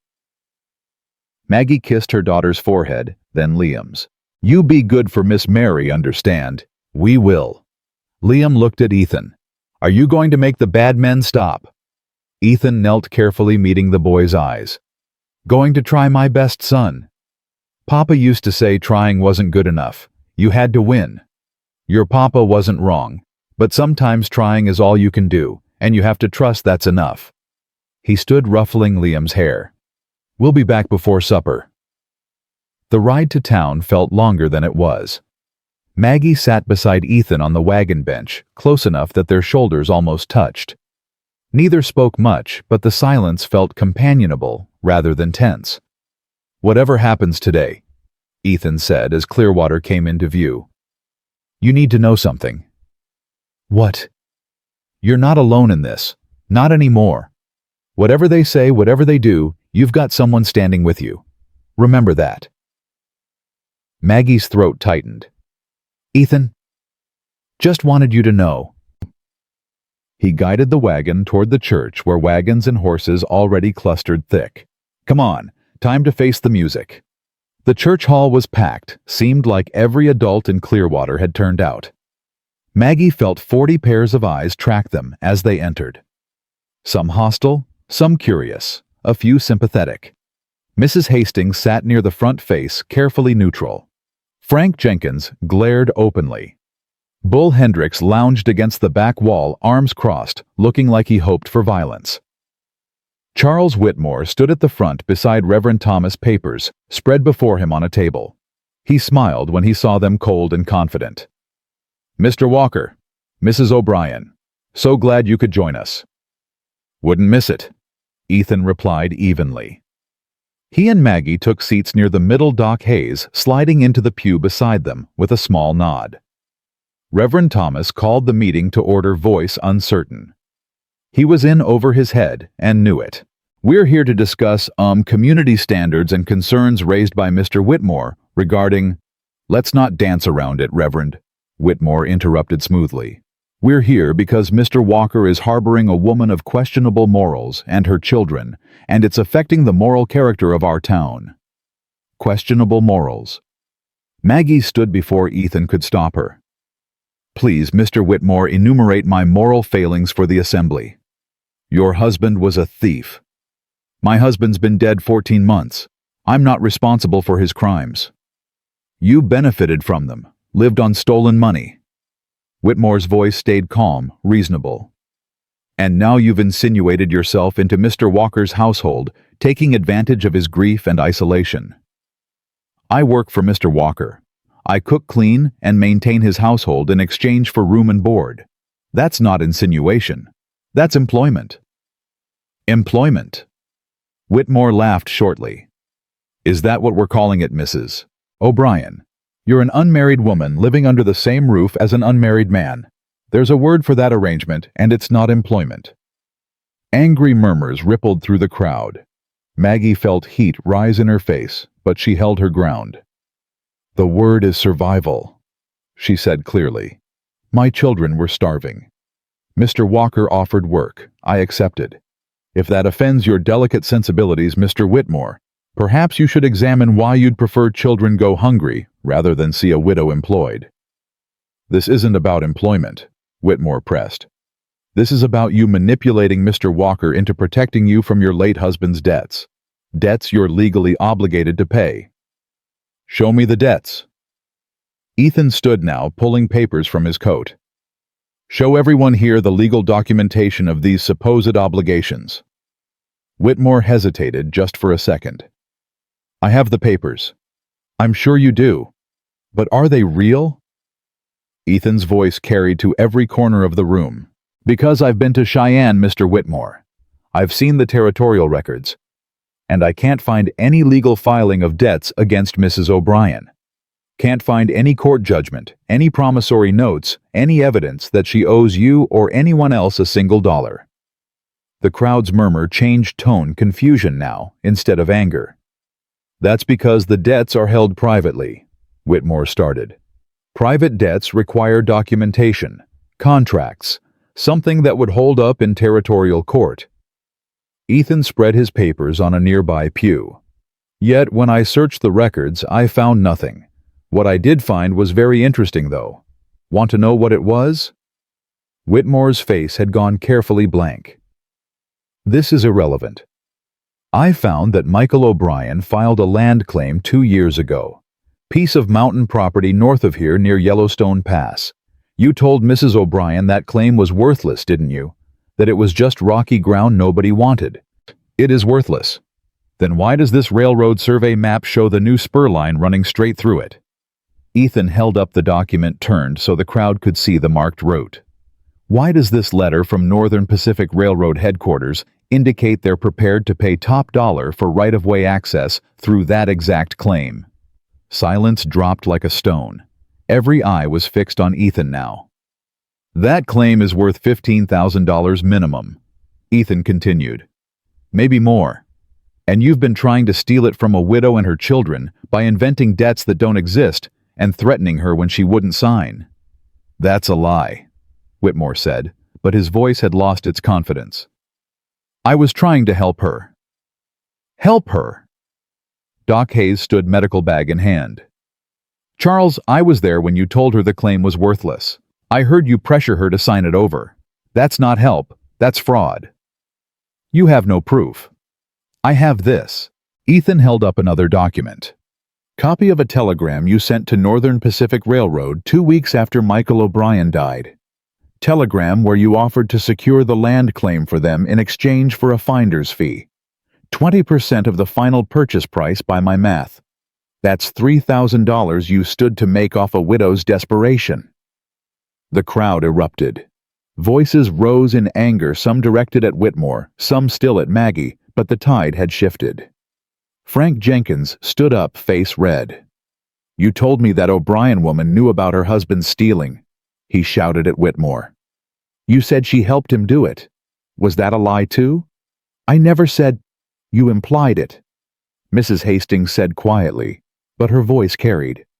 You implied it to all of us. Made us believe she was complicit, so we'd shun her so she'd be desperate enough to sign whatever you put in front of her. Whitmore looked around at faces turning hostile, at support crumbling. His composure cracked. Fine, he snapped. Yes, I wanted that land claim. Yes, I misrepresented its value. But everything I did was legal, and this woman, he pointed at Maggie. She still doesn't deserve your sympathy. Her husband was a thief and a fraud. She married him, lived off his schemes. That makes her complicit, whether you can prove it or not. I married a man I thought was honest, Maggie said, voice shaking but strong. I loved him, trusted him, built a life with him. When I discovered he'd been lying after he was already dead, I had a choice. I could destroy his memory for my children, or I could protect them from that pain. I chose them. I'll always choose them.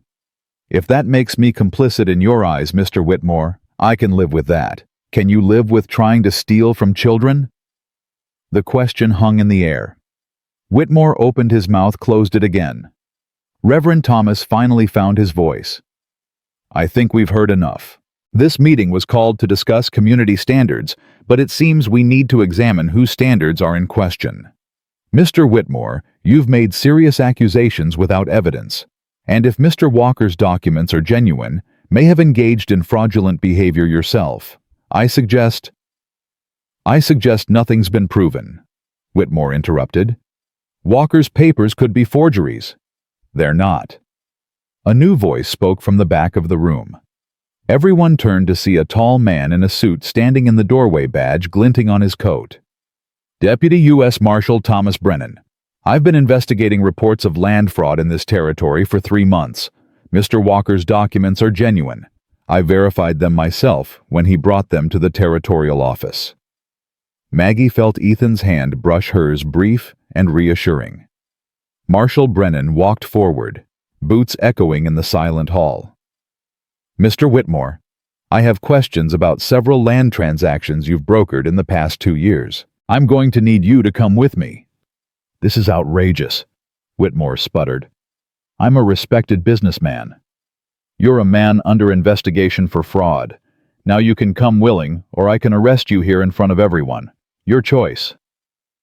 Whitmore looked around the room, desperately finding no allies. Finally, he straightened his coat with shaking hands. I'll need to collect papers from my office. You'll come now. Papers can wait. Marshal Brennan's voice allowed no argument. He looked at Ethan. Mr. Walker, Mrs. O'Brien, I'll need formal statements from you both. Can you come by the territorial office tomorrow? We'll be there, Ethan confirmed. As Marshal Brennan escorted Whitmore out, the church hall erupted in conversation. Some people looked ashamed, some angry, some relieved. Mrs. Hastings approached Maggie slowly. I owe you an apology, she said stiffly. I believed lies because they were easier than examining my own failings. We all believe lies sometimes, Maggie replied. Question is, what we do after we learn the truth. Mrs. Hastings nodded once, then moved away. Other townspeople approached, some with grudging apologies, some with excuses, a few with genuine remorse. Frank Jenkins shook Ethan's hand. Didn't know the whole story, he muttered. Whitmore, he made it sound like, well, sorry for my part in it. Appreciate that, Ethan said, but Mrs. O'Brien's the one who deserves your apology. Jenkins turned to Maggie, hat in hand. Ma'am, I let anger about losing money make me cruel to you and your children. That was wrong. If there's anything I can do, let my children play with yours, Maggie said simply. Let them be normal kids again, without whispers and stares. That's what I need. Done. Jenkins nodded firmly. My Sarah will bring them by tomorrow if you're willing. After the crowd dispersed, Ethan and Maggie stood outside the church in cold sunlight. Doc Hayes joined them, medical bag in one hand. Well, he said mildly, that was dramatic. That was necessary, Ethan corrected. He looked at Maggie. You did good in there, standing up like that. I was terrified. Didn't show. He smiled slightly. You've got steel in you, Maggie O'Brien. Had to develop it. Survival requirement. She took a shaky breath. Is it really over? Whitmore's finished? If the marshal's investigating, he's found evidence, Doc Hayes said. Charles won't be running any banks or stealing any land for a long time. Maybe ever, depending what they uncover. And my claim? Still yours. Always was. Ethan handed her the documents. Worth $15,000 or more soon as the railroad starts negotiations. That's your children's future secured. Maggie stared at the papers, tears blurring her vision. I don't know how to thank you. For everything you've... Then don't. Ethan's voice was rough. Just come home. That's thanks enough. Home. There was that word again, weighted with meaning neither of them had quite acknowledged yet. They collected the children from Jake's sister. Rose and Liam bombarded them with questions on the ride back to the ranch. Maggie answered as simply as she could. The bad man was gone. They were safe. Everything would be all right now. Can we stay? Rose asked quietly. At the ranch with Mr. Walker. Maggie looked at Ethan, uncertain. He kept his eyes on the trail. That's up to your mama, he said carefully. She's got options now. Money coming once that claim sells. She can do whatever she wants. What if she wants to stay? Rose pressed. Then we'd work something out. His voice stayed neutral, but Maggie heard the tension underneath. That night, after the children were asleep, Maggie found Ethan in his workshop again. He was working on the wooden horse for Liam, putting final touches on the mane. Can I come in? She asked. He nodded, not looking up. She stepped inside, closing the door against the cold. For a long moment, neither spoke. Tools hung on walls. Sawdust covered the floor. The lantern cast warm shadows. I need to know something, Maggie said finally. And I need an honest answer. All right. Why did you really help us?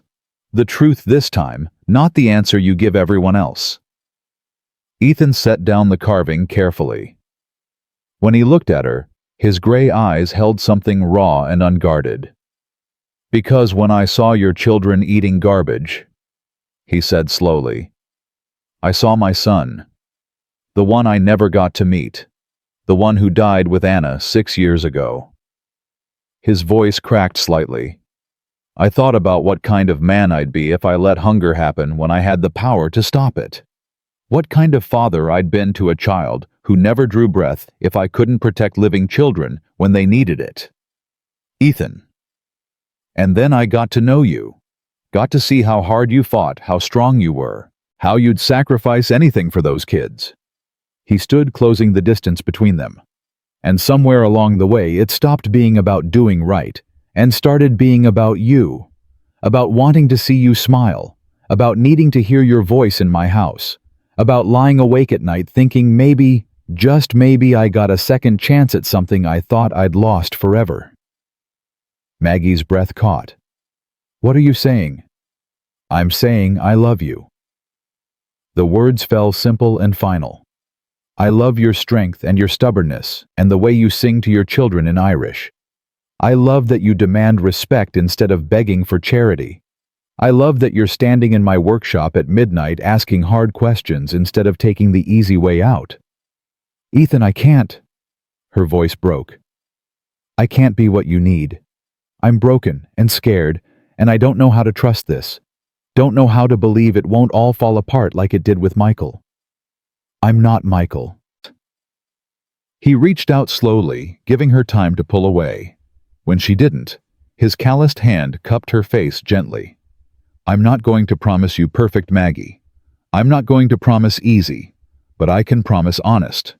Can promise I'll be here tomorrow and next week and next year. Can promise your children will always have a home and you'll never have to divide scraps again. That's not love. That's obligation. No, obligation is what brought you here. Love is what's keeping you. His thumb brushed her cheek, catching a tear. I see you, Maggie O'Brien. See the woman behind the fear.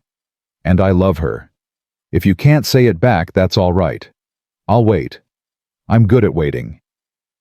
Maggie closed her eyes, letting the words sink in, letting herself feel the truth of them.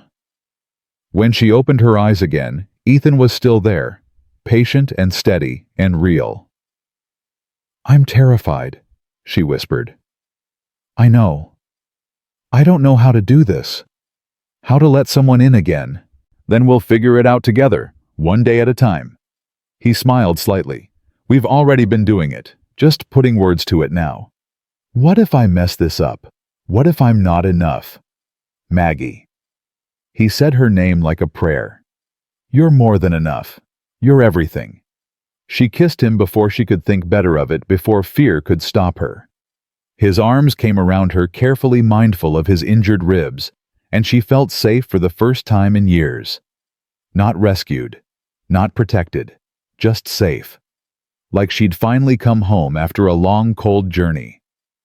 When they finally pulled apart, both breathing hard, Ethan rested his forehead against hers. "So that's a yes?" he asked. "That's a maybe learning to be a yes," she replied. "That's a scared woman trying to be brave enough to accept what you're offering." "I'll take it." He kissed her again, softer this time. "Take all the time you need. I'm not going anywhere." They stood together in the warm workshop, holding each other in the lamplight, while outside the Wyoming winter howled, and inside the ranch house, two children slept safe and warm in beds that were becoming home. The next morning, Maggie woke to find Rose standing beside her bed, small face serious. "Mama, are we going to marry Mr. Walker?" Maggie sat up, pulling her daughter close. "What makes you ask that? I heard him tell you he loved you. Papa used to say that before he married you." Rose looked up with solemn brown eyes. "I like Mr. Walker. He's kind, and he makes you smile." "He does make me smile," Maggie admitted. "So will we marry him?" "I don't know, baby. It's complicated." "Why?" Out of the mouths of children came the hardest questions. Why was it complicated? Because she was scared. Because she'd been hurt. Because trusting someone again felt like stepping off a cliff, hoping the ground would hold. But Rose didn't need to hear any of that. "Because grown-up decisions take time," Maggie said instead. "But I promise whatever we decide, you and Liam will always be safe and loved. That's what matters." "Okay." Rose hugged her tight. "I hope we stay, though. Liam and I like it here." After Rose left, Maggie sat alone in the quiet room, thinking about questions and answers, and the difference between safety and home. Thinking about Ethan's hands on her face and his voice saying, "You're everything." Thinking that maybe, just maybe, some risks were worth taking. Even for a woman who'd learned the hard way that nothing lasted forever. Because maybe forever wasn't the point. Maybe the point was, right now, this moment, this chance. And if there was one thing Maggie O'Brien had learned from living through loss, it was that you didn't waste chances when they came. Not anymore. Never again. Spring came slow to Wyoming that year, melting snow inch by grudging inch.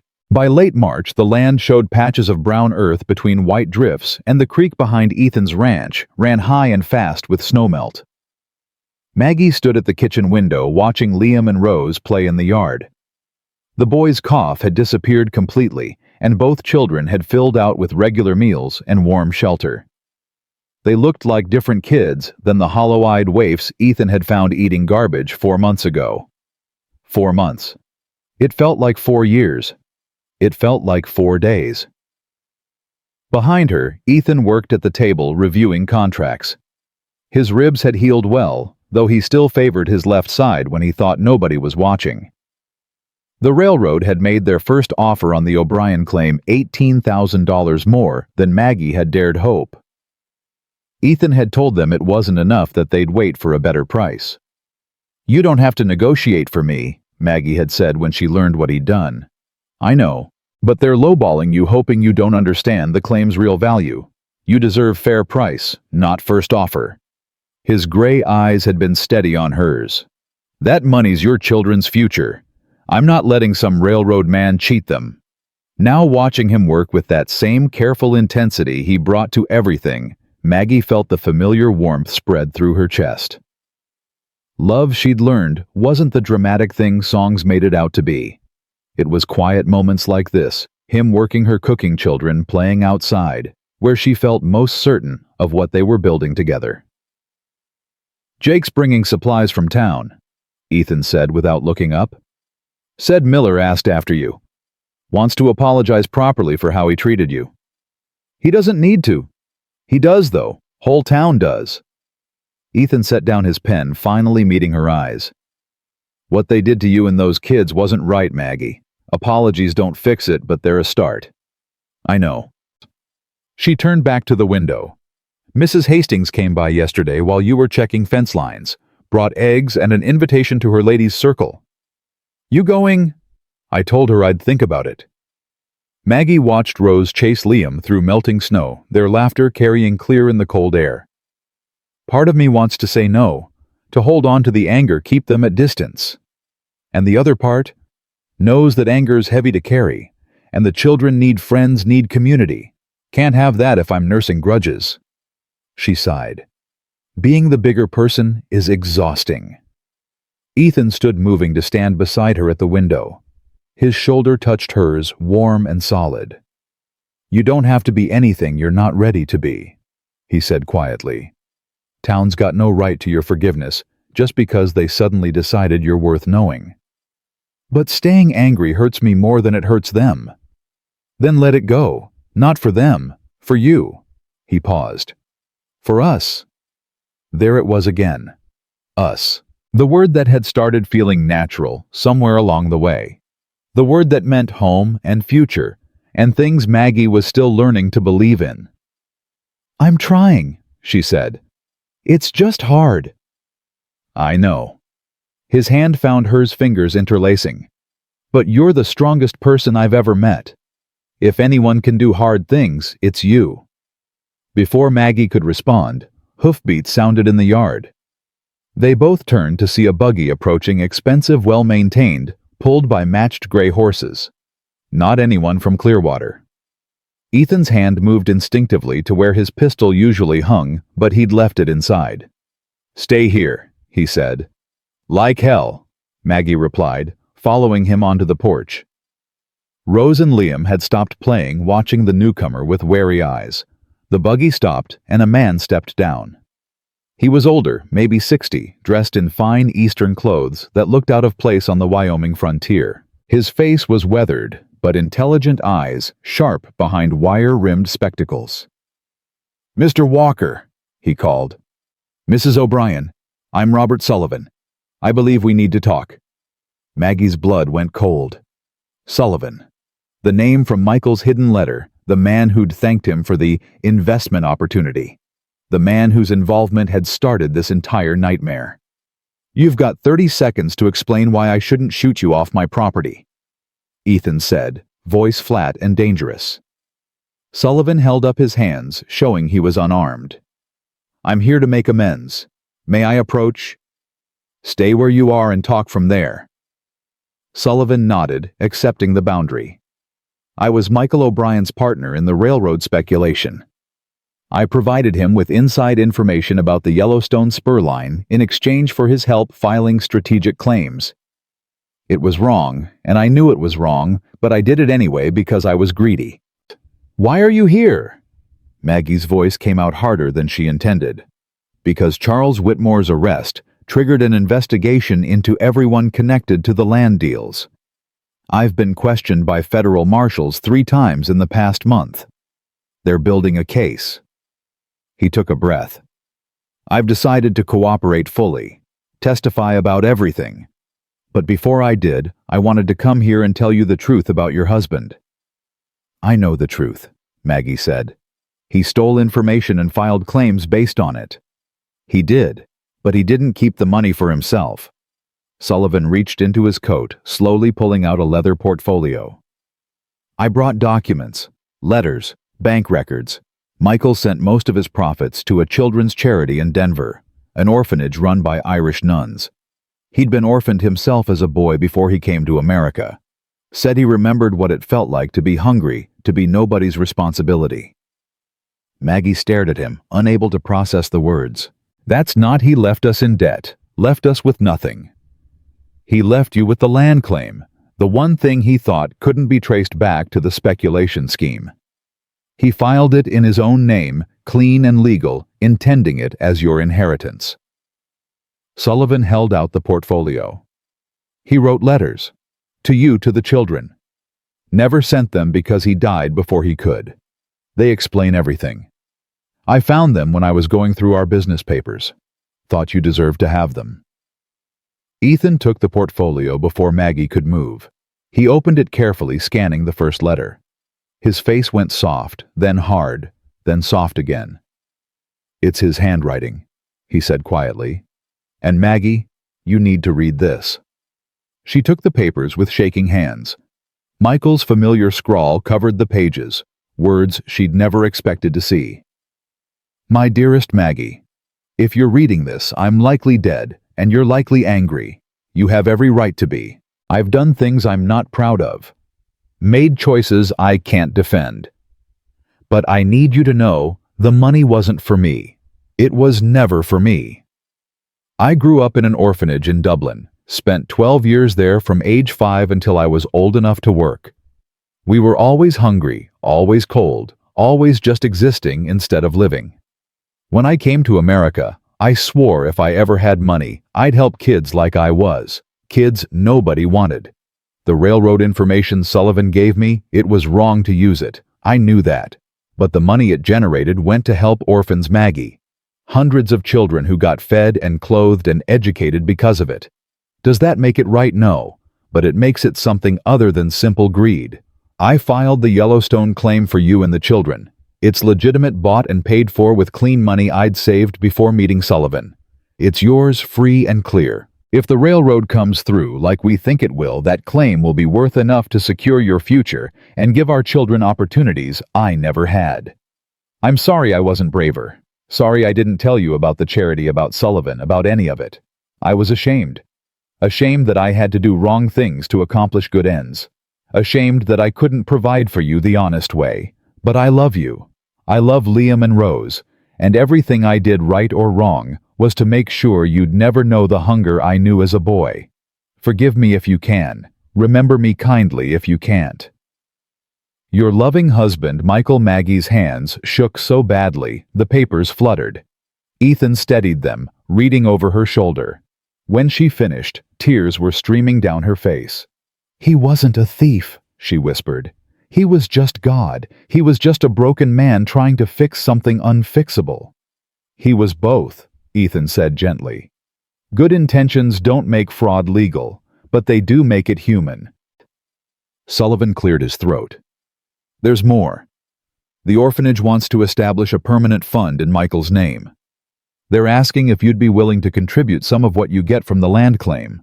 Not all of it, not even most. Just enough to ensure his work continues." "How much?"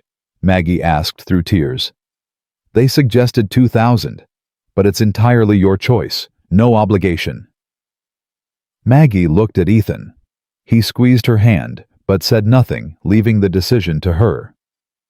"5,000, she said finally. "I'll give them 5,000.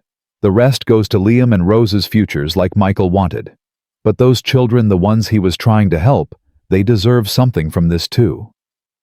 Sullivan nodded, respect clear on his weathered face. "I'll arrange it. And Mrs. O'Brien. Your husband talked about you constantly. How strong you were, how lucky he was. He knew he didn't deserve you. I think that's why he never told you the truth. He was afraid you'd leave if you knew what he was doing." "I probably would have," Maggie admitted. "I'd have made him stop, and then those children wouldn't have been helped. Or I'd have found another partner and another scheme," Sullivan said. "Don't carry that weight. Michael made his choices.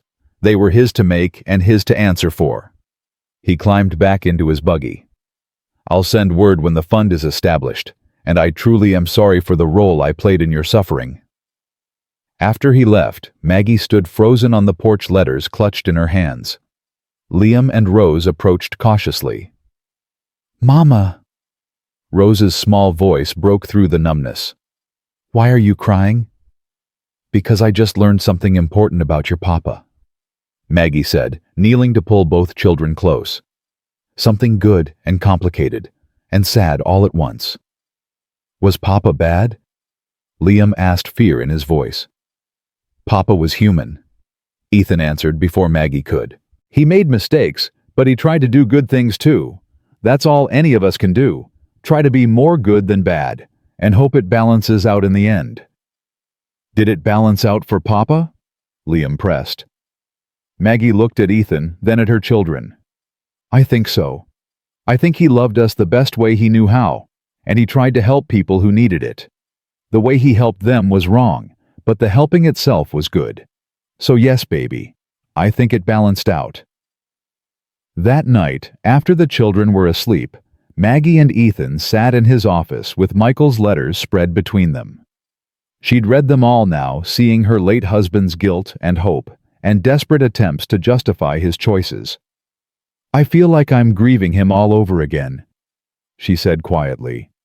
Grieving the man he actually was instead of the one I thought he was. That's all right, Ethan replied.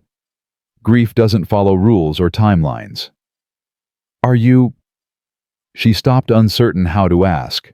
Are you bothered that I'm sitting here crying over letters from my dead husband? No. Ethan's answer came immediate and certain. He was your husband, father to your children. You loved him once, maybe still do in some way. That doesn't threaten what we have now. Love's not a finite resource, Maggie. You loving his memory doesn't mean there's less of you for me. She crossed to where he sat, climbing into his lap carefully. He wrapped his arms around her, and she buried her face in his neck. I love you, she whispered. I should have said it before, but I was scared. I'm still scared, but I love you. His arms tightened. I know. I've known for a while. How? The way you look at me when you think I'm not watching. The way you fixed my favorite shirt without me asking. The way you say home like it means something now. He kissed her temple. Love's loud even when it's quiet. They sat together in the lamplight, holding each other, while the ranch settled into night sounds around them. Eventually, Ethan spoke again. I've been thinking, he said slowly, about the future, about what comes next for us. What have you been thinking? That I want to marry you, want to give those children my name and make this official. But I also know you've got options now. Money coming, freedom to go anywhere you want. So I need to know what you want, Maggie, not what's practical or safe or sensible. What do you actually want? Maggie pulled back enough to see his face. Gray eyes, steady and patient, waiting for her truth. I want this, she said simply. This house, this life you. I want Rose and Liam to grow up knowing what it feels like to be secure. I want to wake up next to you and argue about cattle prices and teach our children how to be good humans. I want ordinary Ethan. After all the chaos and fear and uncertainty, I just want ordinary life with you. Our children, he repeated softly. You said our children. Well, they are, aren't they? You've been more father to them in 4 months than... She stopped, but he understood. Than their blood father was. You can say it. It's true. He cupped her face gently. I love those kids like they're mine. Have since the moment that boy pushed his food toward his sister. If you marry me, I'll adopt them legal and proper. Give them my name if they want it. Make sure nobody ever questions their place in this family. Family, Maggie echoed. We're really doing this, really becoming a family. If you'll have me, if you'll take a stubborn rancher with a past full of grief and a future that's uncertain at best. I'll take you. She kissed him soft and certain. I'll take this life and these chances and whatever comes next. Because for the first time since Michael died, I'm not just surviving. I'm living. And I want to keep living, Ethan. With you. They married 6 weeks later in Doc Hayes's backyard, cherry trees in full bloom overhead. Reverend Thomas performed the ceremony, his voice stronger than it had been that day in church when he'd failed to defend them. He'd found his courage somewhere along the way, standing up to his congregation when they'd grumbled about the disgraced widow marrying the town's most respected rancher. "Let them grumble," he'd told Ethan. "I answer to a higher authority than town gossip." Maggie wore a simple blue dress that Mrs. Hastings had helped her sew and wildflowers in her auburn hair that Rose had picked that morning. Ethan stood waiting in his Sunday suit, Jake beside him, as best man face split in a rare smile. Liam and Rose stood as witnesses, solemn and proud in their new clothes. The boy held the rings, simple gold bands Ethan had ordered from Cheyenne. The girl clutched a bouquet of wildflowers that matched her mother's crown. The ceremony was short and sweet. When Reverend Thomas pronounced them husband and wife, Ethan kissed Maggie like they were the only two people in the world. Rose giggled. Liam made a face. The small gathering of friends and neighbors applauded. Doc Hayes hosted the celebration after his house filled with food and laughter and the kind of joy that comes after surviving something hard. Frank Jenkins's wife Sarah had baked a cake. Mrs. Hastings brought her famous preserves. Even Bull Hendricks showed up hat in hand to offer awkward congratulations and an apology for his role in Whitmore's threats. "Didn't know the full story," he muttered. "Shouldn't have gone along with it even if I didn't." "You're here now," Ethan said simply. "That counts for something." As sunset painted the sky gold and pink, Maggie stood on Doc Hayes's porch watching her children play with the Jenkins kids. Rose had found a friend at last, Sarah's daughter Emma, same age and similarly serious. Liam was teaching the younger boys how to skip stones in the creek, patient and careful with them. Ethan joined her, slipping an arm around her waist. His wife. The word still felt new and strange and wonderful. "Happy?" he asked. "Terrified," she admitted. "But yes, happy." "Good terrified or bad terrified?" "Good. The kind that means something matters." She leaned into him. "I keep waiting for something to go wrong. For the other shoe to drop." "Maybe there is no other shoe. Maybe this is just life now, ordinary and steady and real." "I'm not used to ordinary and steady." "Then we'll learn together." He kissed her temple. "One day at a time, Maggie Walker. That's all we've got to do. Just keep choosing this. Keep choosing us." "I can do that," she said. "I'm good at choosing, especially when the choice is easy." They stood together watching their children play, watching the sunset over Wyoming's endless sky, watching the beginning of something neither had dared hope for 6 months ago. Later that night in the ranch house that was finally fully theirs, Maggie tucked Rose and Liam into their beds. The children were exhausted from the day's excitement, eyes already drooping. "Mama," Liam mumbled. "Can we call Mr. Walker Papa now, since you married him?" Maggie's throat tightened. "If you want to, baby, but only if you want to. Nobody's going to make you forget your first papa." "I won't forget," Liam said seriously. "But maybe I can have 2 papas, one who's in heaven and one who's here teaching me to ride horses and carve wood." "I think that's exactly right." She kissed his forehead. "Your first papa loved you very much even when he made mistakes. And your new papa loves you too. You're lucky like that, 2 papas who love you." "I am lucky." Liam agreed and fell asleep smiling. Rose was still awake, watching with solemn eyes. "Are you happy, Mama? Really happy? Really happy, baby?" "Good, because you smile all the time now. I like when you smile." After the children were asleep, Maggie found Ethan in their bedroom now, not his, not hers, but theirs together. He was sitting on the edge of the bed, removing his boots, and looked up when she entered. "They asleep?" he asked. "Finally, Liam wants to call you Papa." Something shifted in Ethan's expression, surprise, then warmth, then a kind of joy he didn't bother hiding. Yeah, said he can have 2 papas, one in heaven and one here." Smart boy. Ethan stood crossing to her. And what about you? Any second thoughts about this arrangement we've entered into? Arrangement. She laughed softly.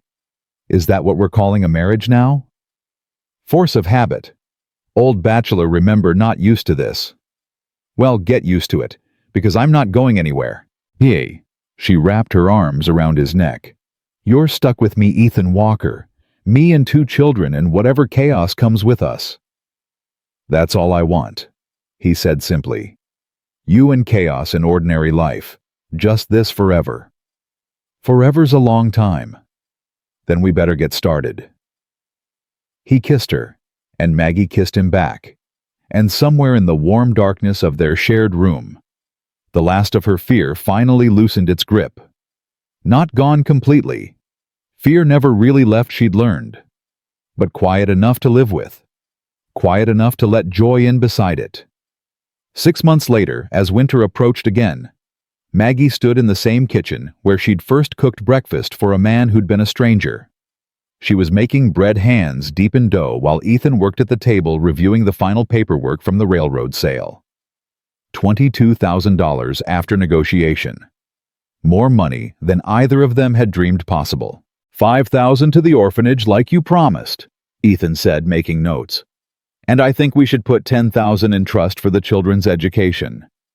Set it up so they can't touch it until they're 18, but it'll grow with interest until then. That leaves $7,000. We could expand the ranch, buy more land, increase the herd. He looked up. Or we could do something different. You've been talking about that teaching idea. Maggie had been. The more she'd worked with Rose and Liam on their letters, the more she'd thought about other children in Clearwater who couldn't read, who had no access to education beyond what their parents could provide. A school would cost money, she said cautiously. Building books, supplies. We've got money now. Question is, what we want to do with it. Ethan set down his pen. I'm a rancher, always will be. But you could be more. Could teach, could help kids the way you wish someone had helped you. You'd be all right with that, with your wife working outside the home. Maggie, I married you knowing exactly who you are. A woman too stubborn and smart to spend her whole life just keeping house. If you want to teach, teach. I'll support it. She looked around the kitchen that had become hers at the man who'd become her husband, at the life they'd built from nothing but necessity and stubborn hope. A year ago, she'd been starving in a falling-down cabin, dividing scraps between her children. Now, she was discussing using railroad money to build a school. All right, she said. Let's do it. Let's build a school. They did. By the following spring, Clearwater had a one-room schoolhouse on the edge of town, painted white with a bell tower and windows that let in Colorado sunshine. Maggie taught 15 students, that first-year children from town and surrounding ranches, all ages, all abilities. She was firm but fair, demanding their best while making sure they knew she believed in them. Rose and Liam attended, sitting in the front row, proud that their mama was the teacher. Other children gradually stopped whispering about the O'Brien family scandal. Hard to maintain gossip about a woman who was teaching your children to read and cipher. Ethan expanded the ranch with the remaining money, buying land adjacent to his property. Jake stayed on as foreman, eventually marrying the widow Henderson and starting a family of his own. Doc Hayes continued his practice, growing crankier with age, but no less dedicated. Mrs. Hastings joined Maggie's ladies' circle, the two women developing a cautious friendship built on mutual respect rather than social obligation. Charles Whitmore went to federal prison for fraud and embezzlement. His bank was seized, assets distributed to those he'd cheated. The O'Brien claim was cleared of all liens and debts, the title perfect and uncontested. On Sundays, the Walker family attended church together. Ethan, Maggie, Rose, Liam, and eventually 2 more children born 3 years apart and welcomed with joy into a family that had learned how to grow through pain. They sat in the front pew, no longer hiding, no longer ashamed of what they'd survived to become. Years passed. Rose grew into a serious young woman who studied medicine with Doc Hayes, determined to continue his work. Liam became a rancher, like his adopted father, managing the land with careful stewardship. The younger children found their own paths, one to teaching, one to law. And through it all, Ethan and Maggie built their ordinary life. They argued about cattle prices and child rearing and whether to expand the school. They sat on the porch in the evenings, watching sunset paint the mountains gold. They carved toys for grandchildren and planted gardens and weathered storms, both literal and metaphorical. The town that had rejected Maggie eventually came to respect her, then admire her, then love her for the fierce, stubborn, compassionate woman she'd always been. She never forgot what they'd done, how they'd turned their backs when she needed them most. But she forgave because carrying anger would have made her bitter, and she refused to let bitterness poison what she'd built.